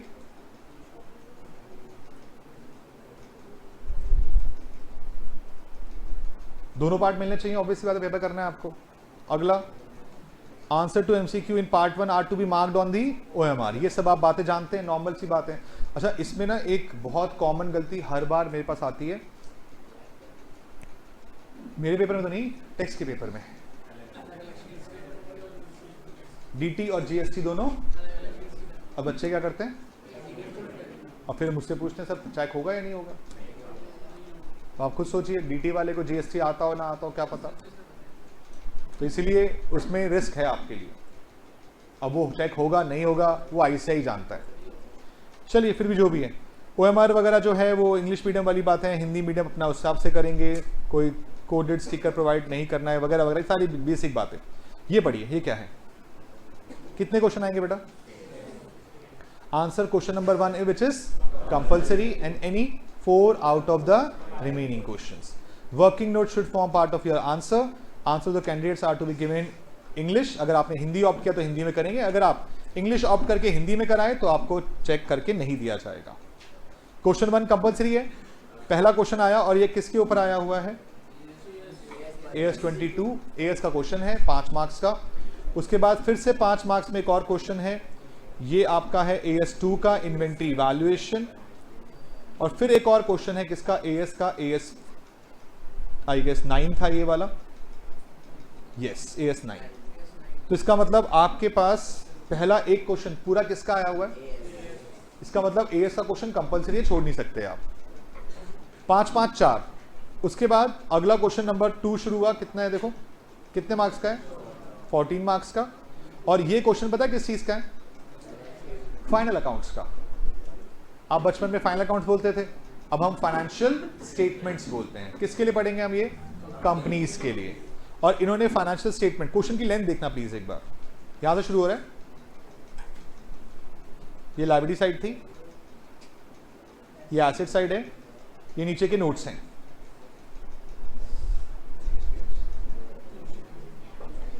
क्या मांगा है क्वेश्चन ने? As per schedule 3 companies act, ignore क्या करनी है? Previous year figure. कितने मार्क्स का क्वेश्चन? 14 मार्क्स का। आप डर रहे हो, अच्छी बात है, डरिए, क्योंकि ये आना है आपके एग्जाम में भी। आपका अटेम्प्ट सितंबर 26 में होने वाला है, 3 अटेम्प्ट का गैप है इस बीच में, तब तक ये 1-2 बार और आ चुका होगा। कितनी बार अब तक आया मैं वो भी दिखाऊंगा अभी आपको। लेकिन देखिए अगला, उसके बाद क्या आया बेटा? 7 मार्क्स का क्वेश्चन,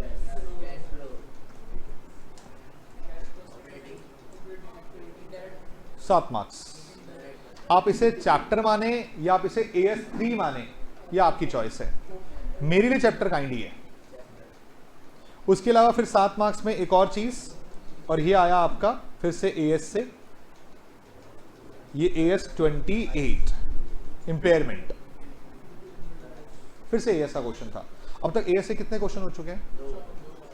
पहला 14 मार्क्स का, और एक ये कितने मार्क्स? 7 का। कितना हो गया? 21। 14 7 21।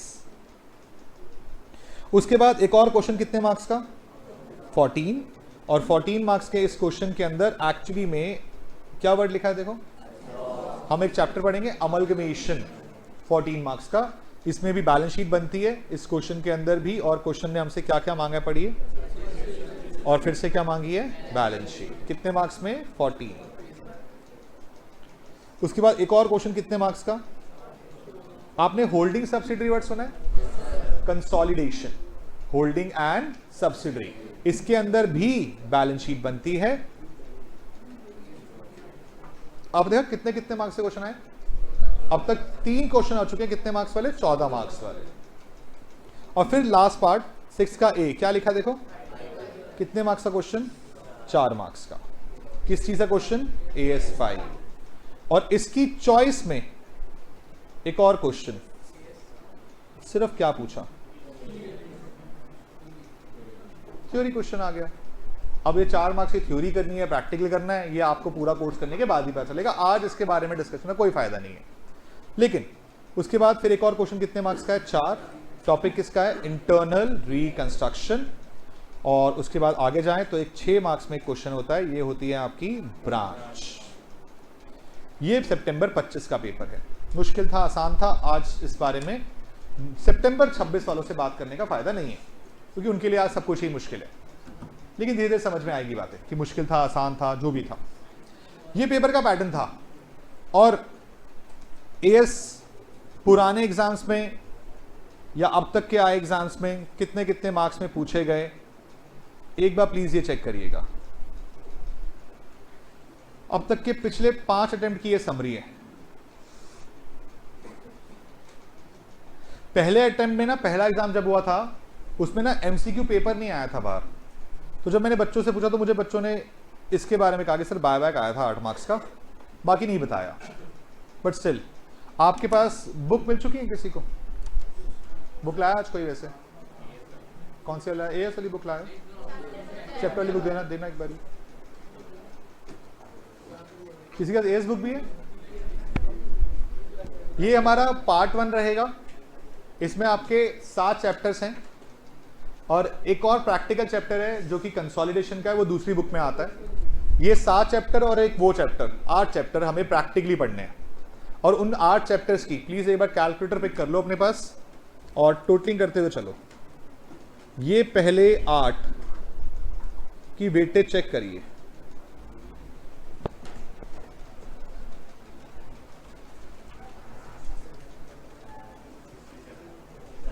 $67, ये लीजिए, अगले वाले में चेक करिए।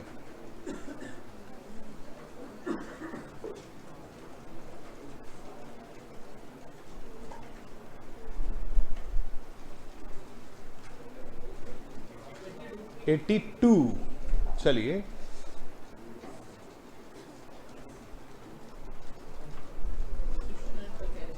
69,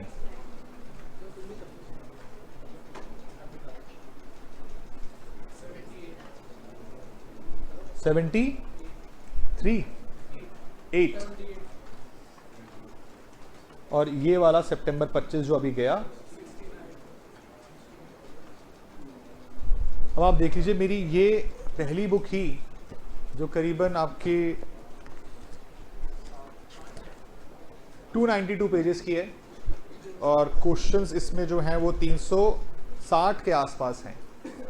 ये 360 क्वेश्चन आपके पास कितना एवरेज, देखो पांचों का एवरेज निकालना एक बारी, क्या लग रहा है 65 तो मार्क्स तो मिनिमम भी 65 मार्क्स में ये बुक कवर कर जाएगी। और इसमें अभी AS नहीं है, क्योंकि AS को लेकर ना काफी एरिया ऐसा है जो खाली पड़ा रहता है, या फिर किस में आ जाता है MCQ में, किसी एक AS से एक MCQ आ गया 2 मार्क्स का। तो क्या लगता है किसको हम एग्जाम में छोड़ के जा सकते हैं, किसी को भी नहीं। अच्छा, और प्लीज यहां देखना प्लीज एक बार, एक और सबसे इंपॉर्टेंट बात, अब ये शीट आप सबको मिल जाएगी, आप सबके एग्जाम से पहले मिल जाती है या क्लास एंड होने के टाइम पे मिल जाती है, तो उसकी टेंशन नहीं है। लेकिन एक चीज नोटिस करनी है, कोई ऐसी चीज है जो बार बार लगातार आए जा रही है,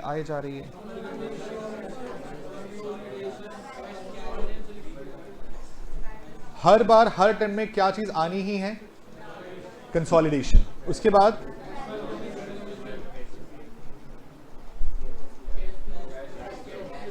कैश फ्लो, और इवन तो कैश फ्लो एमसीक्यू में आ गया तो 15-15 मार्क्स का चैप्टर आ गया है। ब्रांच, मतलब ये 4 चैप्टर ऐसे हैं जो पिछले 5 अटेम्प्ट से लगातार आईसीआई पूछ रहा है। और उसके अलावा भी एक चैप्टर, 2 चैप्टर ऐसे हैं जो 14 की वर्थ रखते हैं। ये देखिए,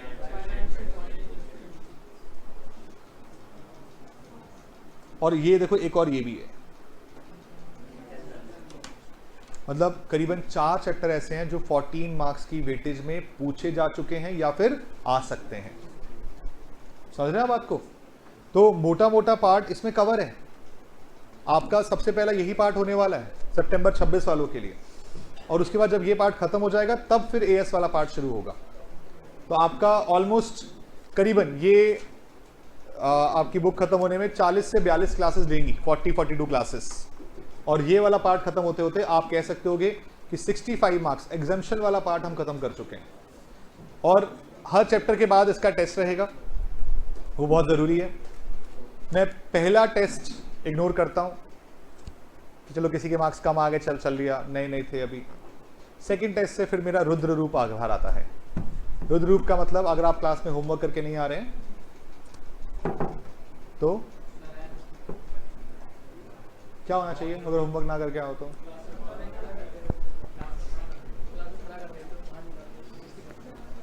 क्या लगता है, होमवर्क करना चाहिए नहीं करना चाहिए?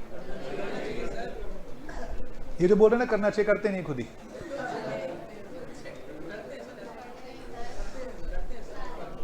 टेस्ट के मार्क्स बता देते हैं वो। तो चलिए, क्लास के फर्स्ट डे सब प्रॉमिस करते हैं कि हाँ हम होमवर्क करेंगे, और इन सब से मैंने कसम भी खिलाई थी, बेशरम लोग कसम तोड़ देते हैं ये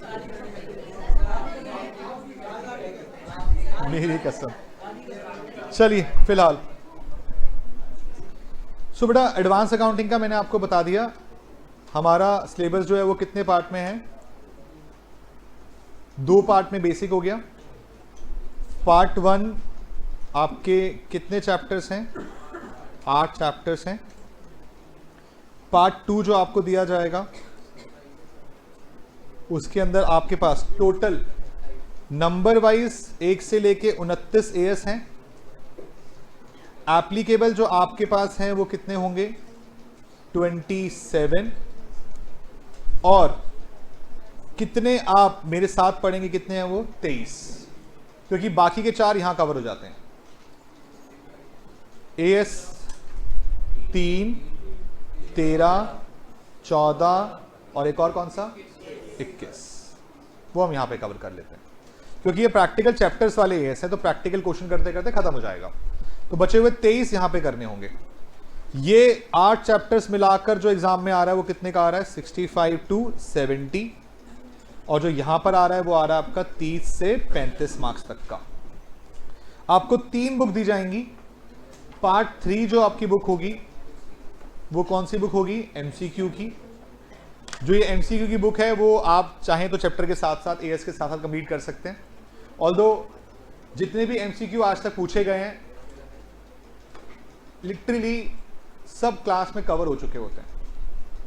फिर भी आपकी सेल्फ प्रैक्टिस के लिए भाई हमें और करना है वो इसके लिए हुआ है। अदरवाइज आईसीआई ना अपना मॉड्यूल से जो क्वेश्चन होता है ना एएस का या उसका एमसीक्यू का, वो उसमें कवर कर चुका होता है वो। तो ऐसा कोई दिक्कत वाली बात है नहीं। नाउ मुझे अब आपके साथ ना जो शुरू करना है उसका चैप्टर का नाम आपको मैं पहले ही बोला था, मैं क्या शुरू कराऊंगा आपके साथ? फाइनेंशियल स्टेट नहीं, बाय नहीं, फाइनेंशियल स्टेटमेंट्स। मैं आपको दिखा देता हूं एक बारी।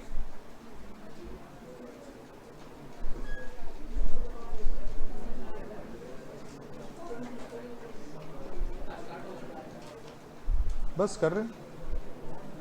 देखिए 7 चैप्टर्स मैंने आपसे कहा था इस बुक में है, और इसमें इस चैप्टर के अंदर बैलेंस शीट बनती है, इस चैप्टर के अंदर बैलेंस शीट बनती है, इस चैप्टर में बैलेंस शीट बनती है, इस चैप्टर में बैलेंस शीट बनती है, और इसमें मुश्किल से 3 या 4 क्वेश्चन में बैलेंस शीट बनती है। तो इसका मतलब आपके कोर्स में 7 में से, अच्छा एक और कौन सा, उसमें भी बैलेंस शीट बनती है। तो इसका मतलब आपके 8 में से कितने, करीबन 5 चैप्टर तो कंफर्म है जिसमें बैलेंस शीट बनती है। तो अगर मैं आपको क्वेश्चन कराऊं जिसमें बैलेंस शीट बनवाऊं और आपको बैलेंस शीट ही ना आती हो, तो फिर बैलेंस शीट सीखी क्या।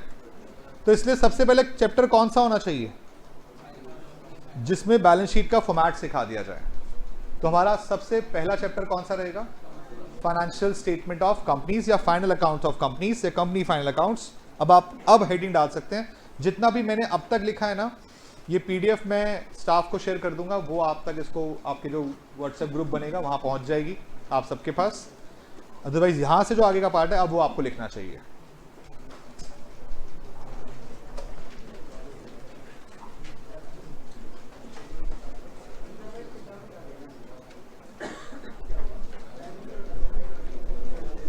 Financial statement of companies. और मैंने आज आते ही सबसे पहले आपसे यही वर्ड पूछा भी था। क्या था बेटा सबसे पहला वर्ड, अकाउंटिंग प्रोसेस। और अकाउंटिंग प्रोसेस में आपने मुझे पहली चीज क्या बताई थी, identification of what, transaction and events. आप सबसे पहला काम यही करते हो, आप आइडेंटिफाई करते हो अपने फाइनेंशियल ट्रांजैक्शन एंड इवेंट्स को।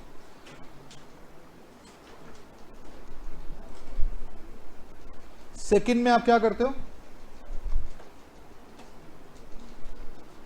Measuring in terms of money. Third आपने क्या सीखा, रिकॉर्डिंग करना। रिकॉर्डिंग कहां हुई, जर्नल में। फोर्थ, रिकॉर्डिंग के बाद आपने क्या सीखा, क्लासिफिकेशन, क्लासिफाइंग। और जो जिसके लिए आपने क्या बनाए, लेजर। फिफ्थ, फिर आपके पास क्या आया, समराइजिंग। समराइजिंग के अंदर क्या बनाओ बेटा, लेजर के बाद क्या बनता है, ट्रायल बैलेंस। और ट्रायल बैलेंस की हेल्प से बनने शुरू हुए। क्या बने ट्रायल बैलेंस की हेल्प से, financial statements.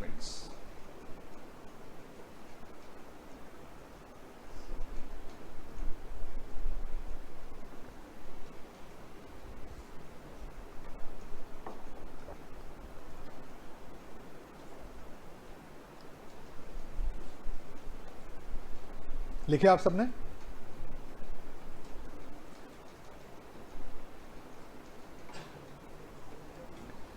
Trial balance help करता है किस चीज को बनाने में, फाइनेंशियल स्टेटमेंट्स।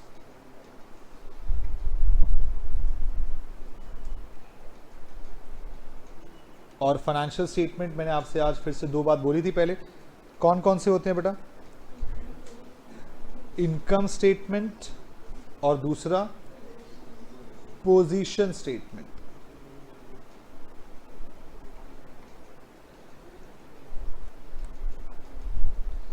इनकम स्टेटमेंट और position statement. Income statement, it helps in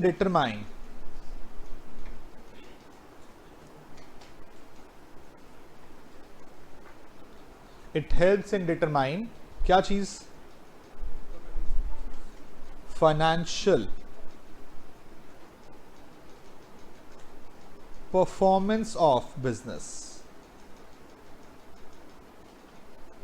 that is क्या चीज, profit oblique loss of business, profit oblique loss of business. और इसके लिए आपने नॉन कंपनीज में क्या क्या बनाया था,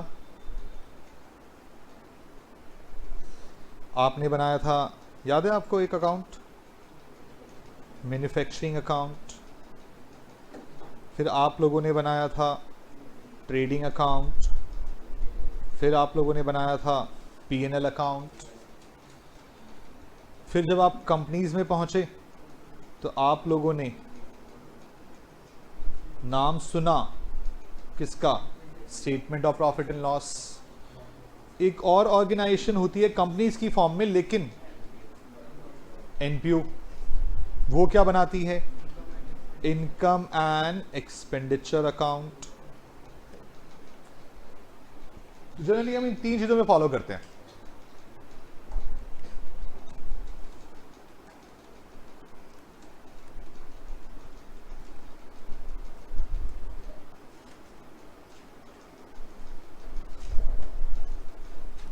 फिर आया आपके पास position statement. It helps in determine, किस में हेल्प करेगा बेटा, फाइनेंशियल पोजीशन ऑफ बिजनेस।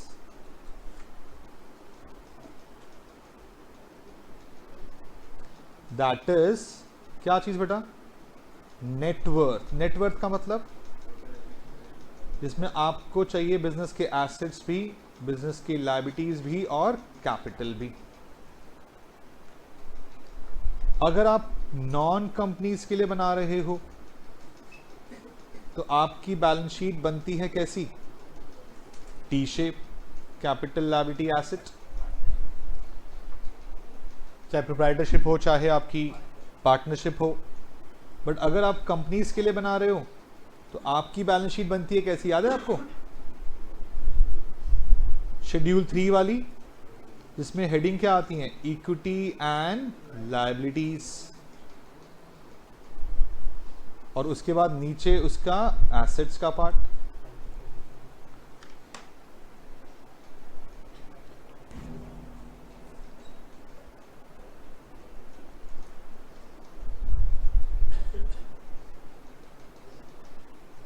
बताइए,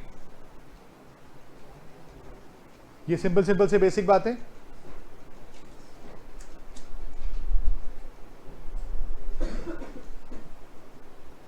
लेकिन हम जो एक्चुअली में फाइनेंशियल स्टेटमेंट पढ़ते हैं,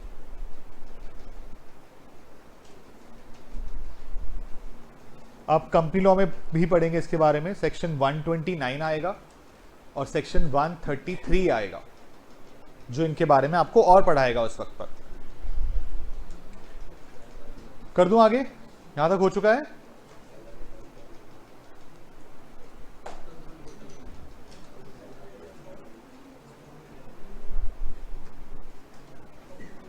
करूं, लीजिए। सो ये financial statement of companies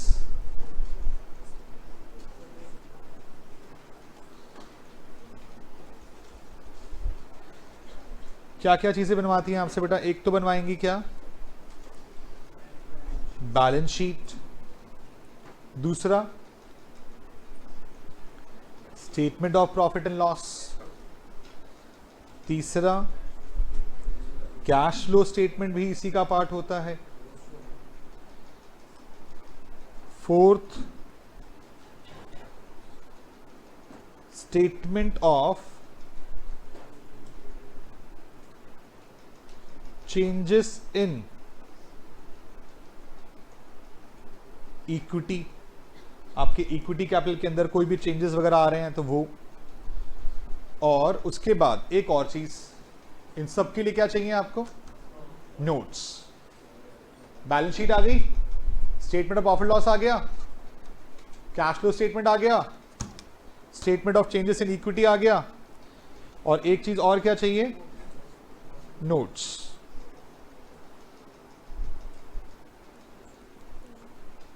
notes to account. लेकिन ये जितनी भी चीजें हैं, ये सेक्शन 133 से डिवीजन 1 में पढ़ाई जाएंगी। बेसिकली 3 डिवीजन है, डिवीजन 1, डिवीजन 2, डिवीजन 3। डिवीजन 1 का मतलब पता क्या है, AS बेस्ड, यानी कि जितने भी आप अकाउंटिंग पढ़ने वाले हैं वो सारी की सारी in compliance of accounting standard आपको पढ़ाई जा रही है। जब आप CA फाइनल में पहुंचेंगे तो आपको डिवीजन 2 और डिवीजन 3 के बारे में बताया जाएगा। डिवीजन 2 का मतलब इंड AS बेस्ड, और डिवीजन 3 में बात की गई है NBFCs की। NBFC का मतलब इंडिया में जितनी भी बैंकिंग कंपनीज हैं, इंश्योरेंस कंपनीज हैं या फाइनेंशियल इंस्टीट्यूशंस हैं, इनके ऊपर अभी तक इंड AS अप्लाई नहीं हुए हैं, और इसी वजह से उनकी अकाउंटिंग को डिफरेंट रखा गया है। ऑल्दो हमें इंटर लेवल पे ऐसा कुछ भी नहीं पढ़ना है, CA फाइनल लेवल पर इसके बारे में बातें होती हैं। और बेसिक डिफरेंस क्या है मैं आपको थोड़ा बता दूं ताकि आपको कभी भी देखने का मौका मिले तो आप पहचान पाएं। ऐसा होगा क्योंकि आप CA इंटर जब क्लियर करेंगे तो आप डिवीजन 1 पढ़ के जाएंगे मुझसे। जब आर्टिकलशिप शुरू करेंगे और अच्छी फर्म में मिल गई, बिग 4 में मिल गई, वहां क्लाइंट डिवीजन 2 के मिल रहे होंगे। डिवीजन 2 का मतलब इंड AS बेस्ड, और इंड AS आपने पढ़े नहीं होंगे, वहां पर आप पढ़ना शुरू करोगे फाइनल में आने के बाद। तो आइडेंटिफाई करने का सबसे बड़ा एक इंपैक्टफुल बात सुनना मेरी, जब आप बैलेंस शीट बनाते हो, अभी मैंने बैलेंस शीट का फॉर्मेट रफली बनाया भी था, सबसे पहले टॉप पर क्या लिखते हो? इक्विटी एंड लायबिलिटीज, फिर उसके बारे में सारी बातें आती हैं, फिर नीचे एसेट्स आता है। इंड AS में उल्टा है, पहले क्या आएगा फिर क्या आएगा, समझ रहे हो बात को? तो इसका मतलब आपको इस बात का ध्यान रखना है कि आपके पास बैलेंस शीट कभी सामने आए और शुरुआत किससे हो रही हो? एसेट से। तो ये मत बोलना कि गलत बनाई है, कि आप लड़ जाओ वहां पर कि हमने तो इक्विटी लायबिलिटी पहले पढ़ा था, यहाँ एसेट लिखा है, गलत बना के लाया। जो भी बना के लाया वो किसके हिसाब से बना के लाया? इंड AS के हिसाब से। समझ पा रहे हैं आप? तो इंड AS के बेसिस पर बैलेंस शीट में एसेट साइड पहले आती है। क्लियर है यहां तक की बात ये वाली? नाउ अब एक चीज और जो आप सब ने बहुत पहले ही सुन ली थी, किसके बारे में? शेड्यूल 3 किसका है ये? Companies act 2013। अच्छा, आपको पता है कुछ ऐसी कंपनीज भी हैं जिनके अपने स्पेशल एक्ट होते हैं, जैसे कि इलेक्ट्रिसिटी का है, पावर जनरेशन कंपनीज, बैंकिंग का है और इंश्योरेंस का है, और इन तीनों के ऊपर ये वाले फॉर्मेट एप्लीकेबल नहीं होते। और ये तीनों ही पता है हमारे कभी कोर्स का पार्ट हुआ करते थे। जब कभी मैंने अपने पास पढ़ा था तब इलेक्ट्रिसिटी भी था, बैंकिंग भी था और इंश्योरेंस भी था। 2012-13 में आकर इलेक्ट्रिसिटी कंपनीज को बाहर कर दिया गया कि जी नहीं, अब मत पढ़ाओ बच्चों को ये वाली चीजें। फिर 2019 में आकर इंश्योरेंस कंपनी को बाहर कर दिया गया। 18 में नया कोर्स आता, 19 में थोड़े चेंजेस आए, इंश्योरेंस कंपनी बाहर। और इस बार जब 2024 में चेंज आए तो बैंकिंग कंपनी को भी बाहर कर दिया गया। मुझे लगता है कि ये सबसे बड़ा ड्रॉबैक अब रहा, क्योंकि आप सब ने अपनी आर्टिकलशिप में बैंक ऑडिट्स करने हैं, और आपको बैंक ऑडिट के बारे में जो ऑडिट वाले टीचर पढ़ाएंगे बस, उसके अलावा आपको बिल्कुल नॉलेज नहीं होगी। तो कहीं ना कहीं इस कोर्स का कम करने में कुछ फायदा भी है और कुछ नुकसान भी है। कुछ नॉलेजेबल चीजें आपके हाथ से मिस हो जाएंगी, बट एक आधी जगह पर हमारा बैंकिंग का कुछ काम आएगा, मैं वहां पर थोड़ा बहुत आपको हिंट जरूर दे दूंगा ताकि आपको बेसिक समझ में आ जाए। ठीक है, तो शेड्यूल 3 का भी क्या पार्ट 1, और एक और चीज क्या बेटा, पार्ट 2। पार्ट 1 हमें किस चीज के बारे में प्रोवाइड करेगा बेटा? फॉर्मेट्स ऑफ, किसका फॉर्मेट? Balance sheet. और पार्ट 2 किसका फॉर्मेट प्रोवाइड करेगा? Format of statement of P&L, format of balance sheet, format of statement of profit and loss. और बैलेंस शीट को लेकर तो आई गेस आप सबको अच्छे से याद भी होगा। क्या आपने 12th क्लास में अकाउंट्स की 3 बुक पढ़ी थी? पहली बुक पार्टनरशिप, दूसरी बुक कंपनीज, तीसरी book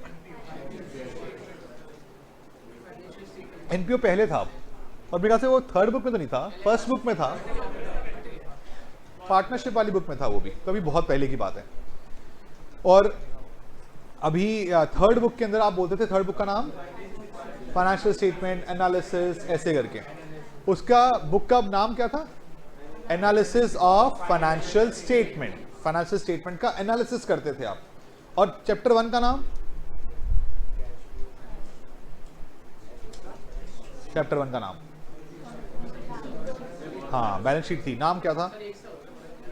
financial statement of companies. क्योंकि आप फाइनेंशियल स्टेटमेंट का एनालिसिस करने वाले हैं, तो उन्होंने आपको फर्स्ट चैप्टर में कंपनीज के फाइनेंशियल स्टेटमेंट ही दिए थे, और वहां पर ये सारी बातें जो मैंने अभी लिखी है ना यहाँ पे, ये लिखी हुई हैं। बट हमारा वहां फोकस इन चीजों पे नहीं होता था। हमारा फोकस किस चीज पे होता था? कि आपको अपनी बैलेंस शीट के हेड्स याद होने चाहिए। एग्जाम में क्या क्या आया करते थे उसके हेड्स, और आई होप थोड़ा बहुत याद भी होगा आप लोगों को। है या भूल गए? है थोड़ा थोड़ा भूला भूला सा थोड़ा सा। चलो मैं रफली बोलता हूँ, रफली बात करते हैं। पहले सबसे पहले उसमें कुछ 4 कॉलम बनेंगे बेसिक क्लासिक। पर्टिकुलर्स बनेगा, नोट्स का बनेगा, फिर 2 कॉलम और बनेंगे, एक में आएगी करंट ईयर फिगर, एक में आएगी प्रीवियस ईयर फिगर। ऑल्दो हमारे पास एक भी क्वेश्चन ऐसा नहीं है जहां पर प्रीवियस ईयर फिगर लिखने के लिए आएगी। हमारे पास सिर्फ एक ही कॉलम बना करेगा बाद में, करंट ईयर का, जिसकी सबसे पहले हेडिंग क्या थी? Equity and liabilities. और इक्विटी एंड लायबिलिटीज के अंदर सबसे पहला head share holders fund. Share holder fund में 3 चीजें, share capital, reserve and surplus, money receive against share warrants. अब मैं जानना चाहता हूं ये क्या होता है।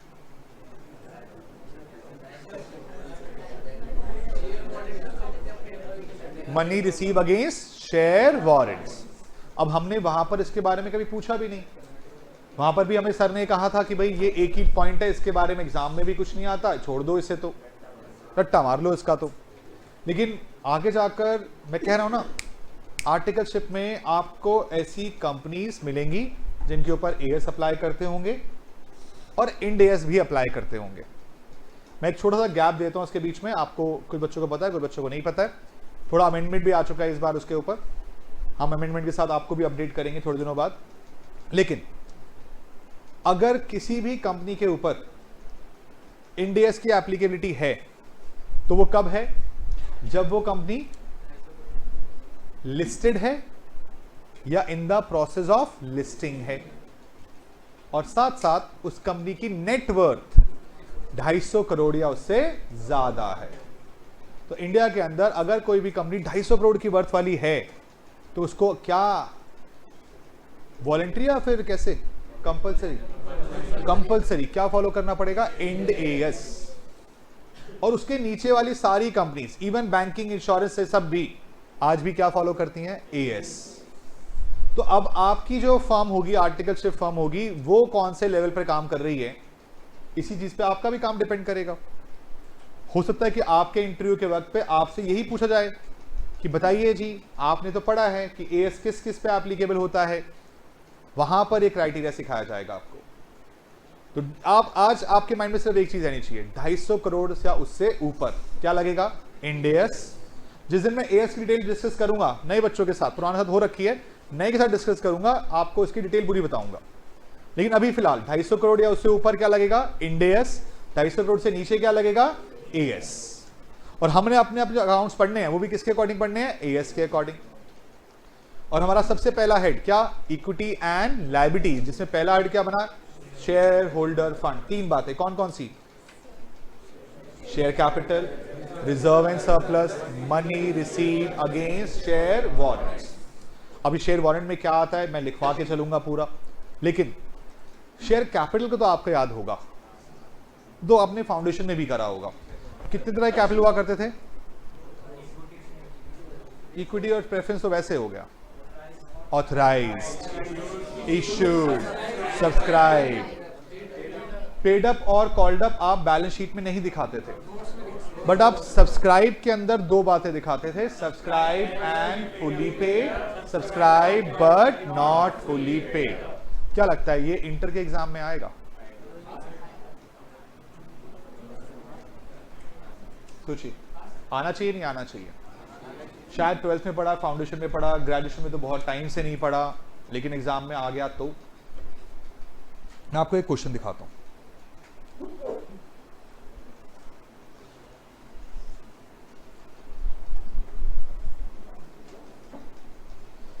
एक क्वेश्चन जुलाई 2021 के एग्जाम में आया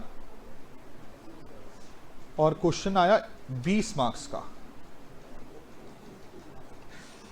ऑल्दो पुराना कोर्स था, तब 20 मार्क्स से क्वेश्चन आया करते थे। अब मैक्सिमम वेटेज कितनी है? तो अब यही 14 में आएगा। आप समझ गए ना मेरी बात को? और अब इसका फर्स्ट पॉइंट पढ़िए।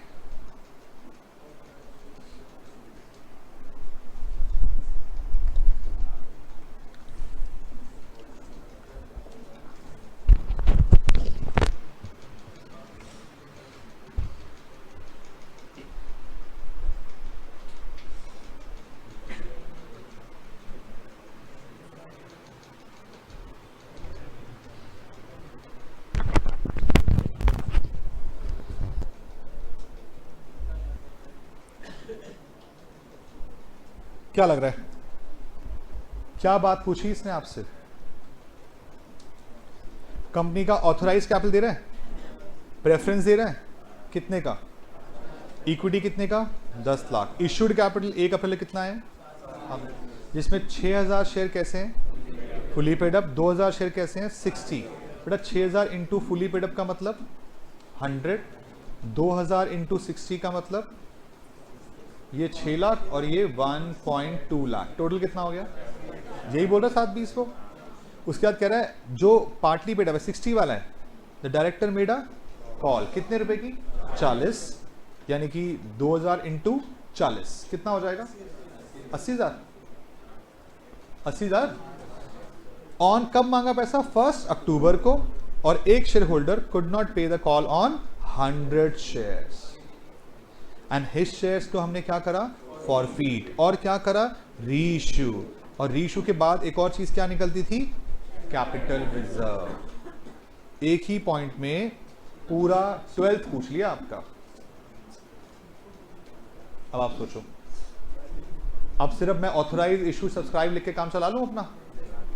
और एग्जाम में क्वेश्चन आया 20 मार्क्स के अंदर, एक पार्ट है, कम से कम ना करते हुए 4 मार्क्स कवर करता है एक पॉइंट, छोटा सा पॉइंट। इसमें आपका फॉरफीचर की एंट्री भी काम आएगी, आपके रीइश्यू की एंट्री भी काम आएगी और आपके कैपिटल रिजर्व की एंट्री भी काम आएगी। तो इसलिए मैं उसको हल्के में नहीं ले सकता कि भाई हम छोड़ देते हैं ऐसे, नहीं। ऑल्दो आने को बड़ा आसान पार्ट भी आता है। आपको एक चीज पता है, आप जब शेयर इशू करते हो तो वो कैश कंसिडरेशन में इशू होते हैं। इसका क्या मतलब होता है? कैश आएगा, शेयर इशू हो जाएंगे। क्या आप शेयर नॉन कैश कंसिडरेशन में इशू कर सकते हो? तो जब आप अपनी बैलेंस शीट में इक्विटी एंड लायबिलिटीज के हेड के अंदर शेयर कैपिटल लिखोगे तो किसी को कैसे पता चलेगा कि कैश में हुआ या नॉन कैश में? नोट्स टू अकाउंट में बताना पड़ता है कितना शेयर आपने नॉन कैश में, कैश में नहीं, नॉन कैश में कितना किया है। जो बच गया वो अपने आप ही क्या माना जाएगा? Cash consideration. आती बात समझ में? तो आपके सामने ये इस तरह के पॉइंट्स बनेंगे। मैं आपको वो पॉइंट दिखाना चाहता हूं किस तरह से लिखा होगा।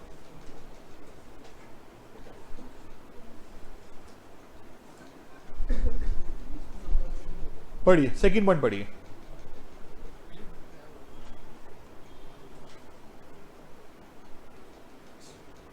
सेकंड पॉइंट,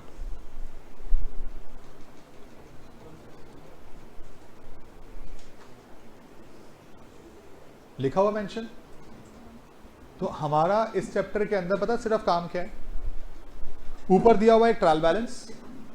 ट्रायल बैलेंस में मैं आपसे पूछता हूं, आई होप काफी हद तक याद होगा, इक्विटी शेयर कैपिटल कहां दिखाऊं? लायबिलिटी साइड में। कॉल्स इन एरियर्स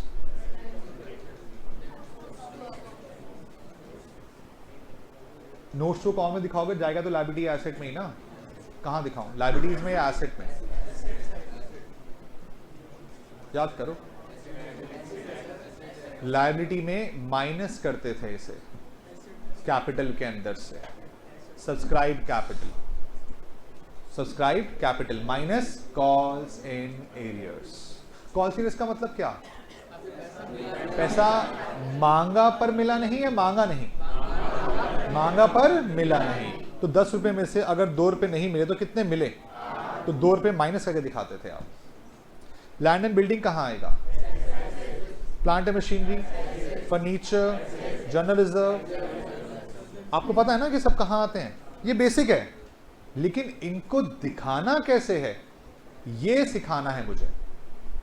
जो हेड्स आपने अपनी 12th क्लास में याद कर लिए थे वो समझाने हैं मैंने आपको कि ये यहां पर क्यों आता है, इसके आने का रीजन क्या है, बैलेंस शीट में प्रेजेंट कैसे होगा, तब जाके कंप्लीट होगी बैलेंस शीट। आती है बात समझ में? और बैलेंस शीट के इस फॉर्मेट के साथ यहां ये लिख लिया आप सबने, नीचे लिख लीजिए अपने पास नेक्स्ट पॉइंट से, balance sheet as on 31 March 2025 let's से।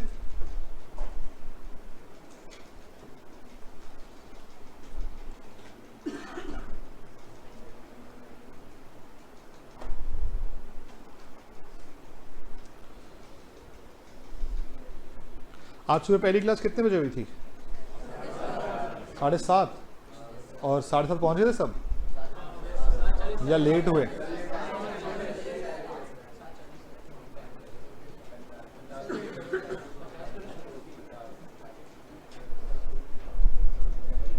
अभी 1 हफ्ता लगेगा, आंख नहीं खुलेंगी, और जैसे जैसे सर्दियां बढ़ेंगी तब मन भी नहीं उठेगा। हाँ, लेकिन ये ना वो जंग है जो जीतनी पड़ेगी, क्योंकि बड़ा इजी ऑप्शन होता है ये बोलना कि भाई चलो आज क्लास छूट गई, घर पे बैठ के देख लेंगे। और जिस दिन आपके मन में ये ख्याल आने लग गया ना, उस दिन समझ लेना कि आप अपने बैकअप की तरफ बढ़ते जाएंगे, और बैच खत्म होते होते कम से कम आधा बैच आपका बैकअप में होगा, और फिर आपका अटेम्प्ट सितंबर की जगह जनवरी होगा, जनवरी की जगह मई होगा। और ये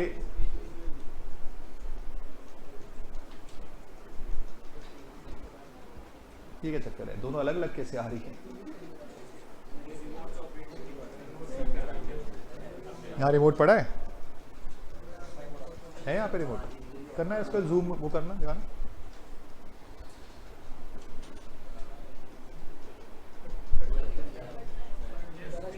कट रहा है, स्क्रीन ही कट रही है। चलो कोई नहीं, मैं आराम आराम से थोड़ा सा करेंगे।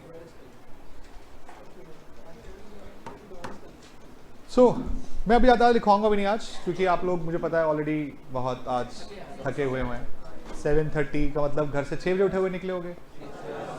उठे कितने बजे? 5 बजे। हाँ, तो आपकी अब जिंदा लाश बन चुके हैं आप लोग। तो सिर्फ थोड़ा बहुत हेडिंग लिखकर एक बारी छोड़ देंगे आपको आज। करंट ईयर रिपोर्टिंग या करंट ईयर फिगर्स लिख लीजिए बस।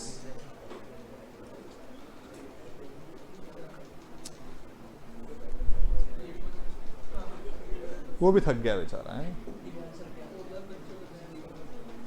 प्रीवियस फिगर्स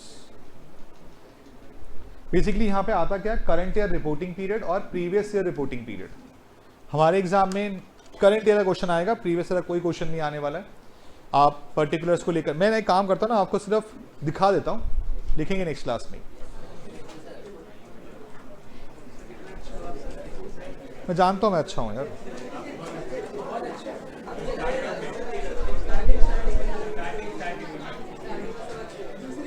ऐसे ही होता है जब वो कहते हैं ना, क्या नाम है, घर की मुर्गी दाल बराबर, ऐसे ही होता है। प्लीज एक बार देख लीजिएगा, सिर्फ नजर डालनी है, क्योंकि मैं आपको इस चैप्टर की रेलेवेंस समझाना चाहता हूं। रेलेवेंस क्या है? ये प्रीवियस बैचेस का लिखा हुआ पार्ट है, लेकिन आपको सिर्फ नजर डल जाएगी। चेक करना प्लीज एक बारी। सबसे पहला हेड क्या लिखा हुआ है? इक्विटी एंड लायबिलिटीज और शेयर होल्डर फंड। उसके अंदर क्या क्या आ रहा है? Share capital, reserve and surplus, money receive against share warrant. मैंने सबके नोट नंबर डाल दिए हैं, यानी कि मैं हर किसी को नोट के थ्रू एक्सप्लेन कराऊंगा। और आपकी बैलेंस शीट के पता है टोटल नोट कितने हैं?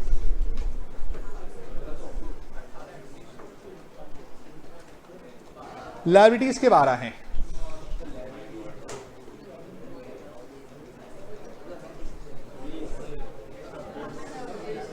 बैलेंस शीट के कितने हैं? 26। बैलेंस शीट नीचे भी कुछ है, contingent liabilities and commitments. Total note कितने पढ़ने होंगे हमें? 27। जब ये बैलेंस शीट और 27 नोट्स कंप्लीट हो जाएंगे तब मैं क्वेश्चन शुरू कराऊंगा, पीएनएल नहीं, क्वेश्चन कराऊंगा जो सिर्फ बैलेंस शीट के होंगे। एग्जाम के अंदर इस चैप्टर से 2 तरह की चीजें आई हैं आज तक, 2 इवन 3 तरह की बोल सकता हूं। सिर्फ बैलेंस शीट क्वेश्चन 10 मार्क्स, जो अभी तक नए कोर्स में नहीं हुआ है। Balance sheet plus profit and loss 14 marks, जो नए कोर्स में बहुत बार हो चुका है। और ओल्ड कोर्स में एक और चीज थी, सिर्फ प्रॉफिट एंड लॉस, वो भी कितने मार्क्स का? 10, वो भी अब तक इसमें नहीं हुआ। यानी कि यहां पर इनका मेन फोकस किस चीज पे है कि अगर एग्जाम में देना है तो बैलेंस शीट और प्रॉफिट लॉस दोनों दो, और कितने मार्क्स में दो? 27 नोट्स इसके हैं, 10 उसके भी हैं, तो टोटल कितने नोट्स हैं? एग्जाम में कितने बनाने के लिए आएंगे? नहीं, एग्जाम में सिर्फ 9-10 ही बनाने के लिए आते हैं। तो 37 समझने हैं, 10 एग्जाम में आएंगे। 10 कौन से आएंगे नहीं पता, लेकिन आएंगे जरूर। ठीक है जी, तो इतने रखते हैं आज, नेक्स्ट क्लास से आगे शुरू करेंगे। आप लोग आज फर्स्ट डे है तो ज़्यादा बर्डन नहीं डालते हैं, और प्लीज़ जितना आज किया उसको रिवाइज करके आएँ। ये शीट आप तक पहुँच जाएगी, उस शीट को पूरा पढ़ के अच्छे से आएँ। Thank you so much. मैंने वीक में पूछा था ना, एएस के लिए मैंने वीक की टारगेट रखा है कि मैं अपने कोई से स्टार्ट नहीं करूँगा, 2 एएस निपटाऊंगा एक वीक के अंदर। ट्राई करूँगा कि दिसंबर एंड तक मेरा एएस पार्ट पूरा हो जाए, अलॉन्ग थर्ड क्लास में चल रहा है।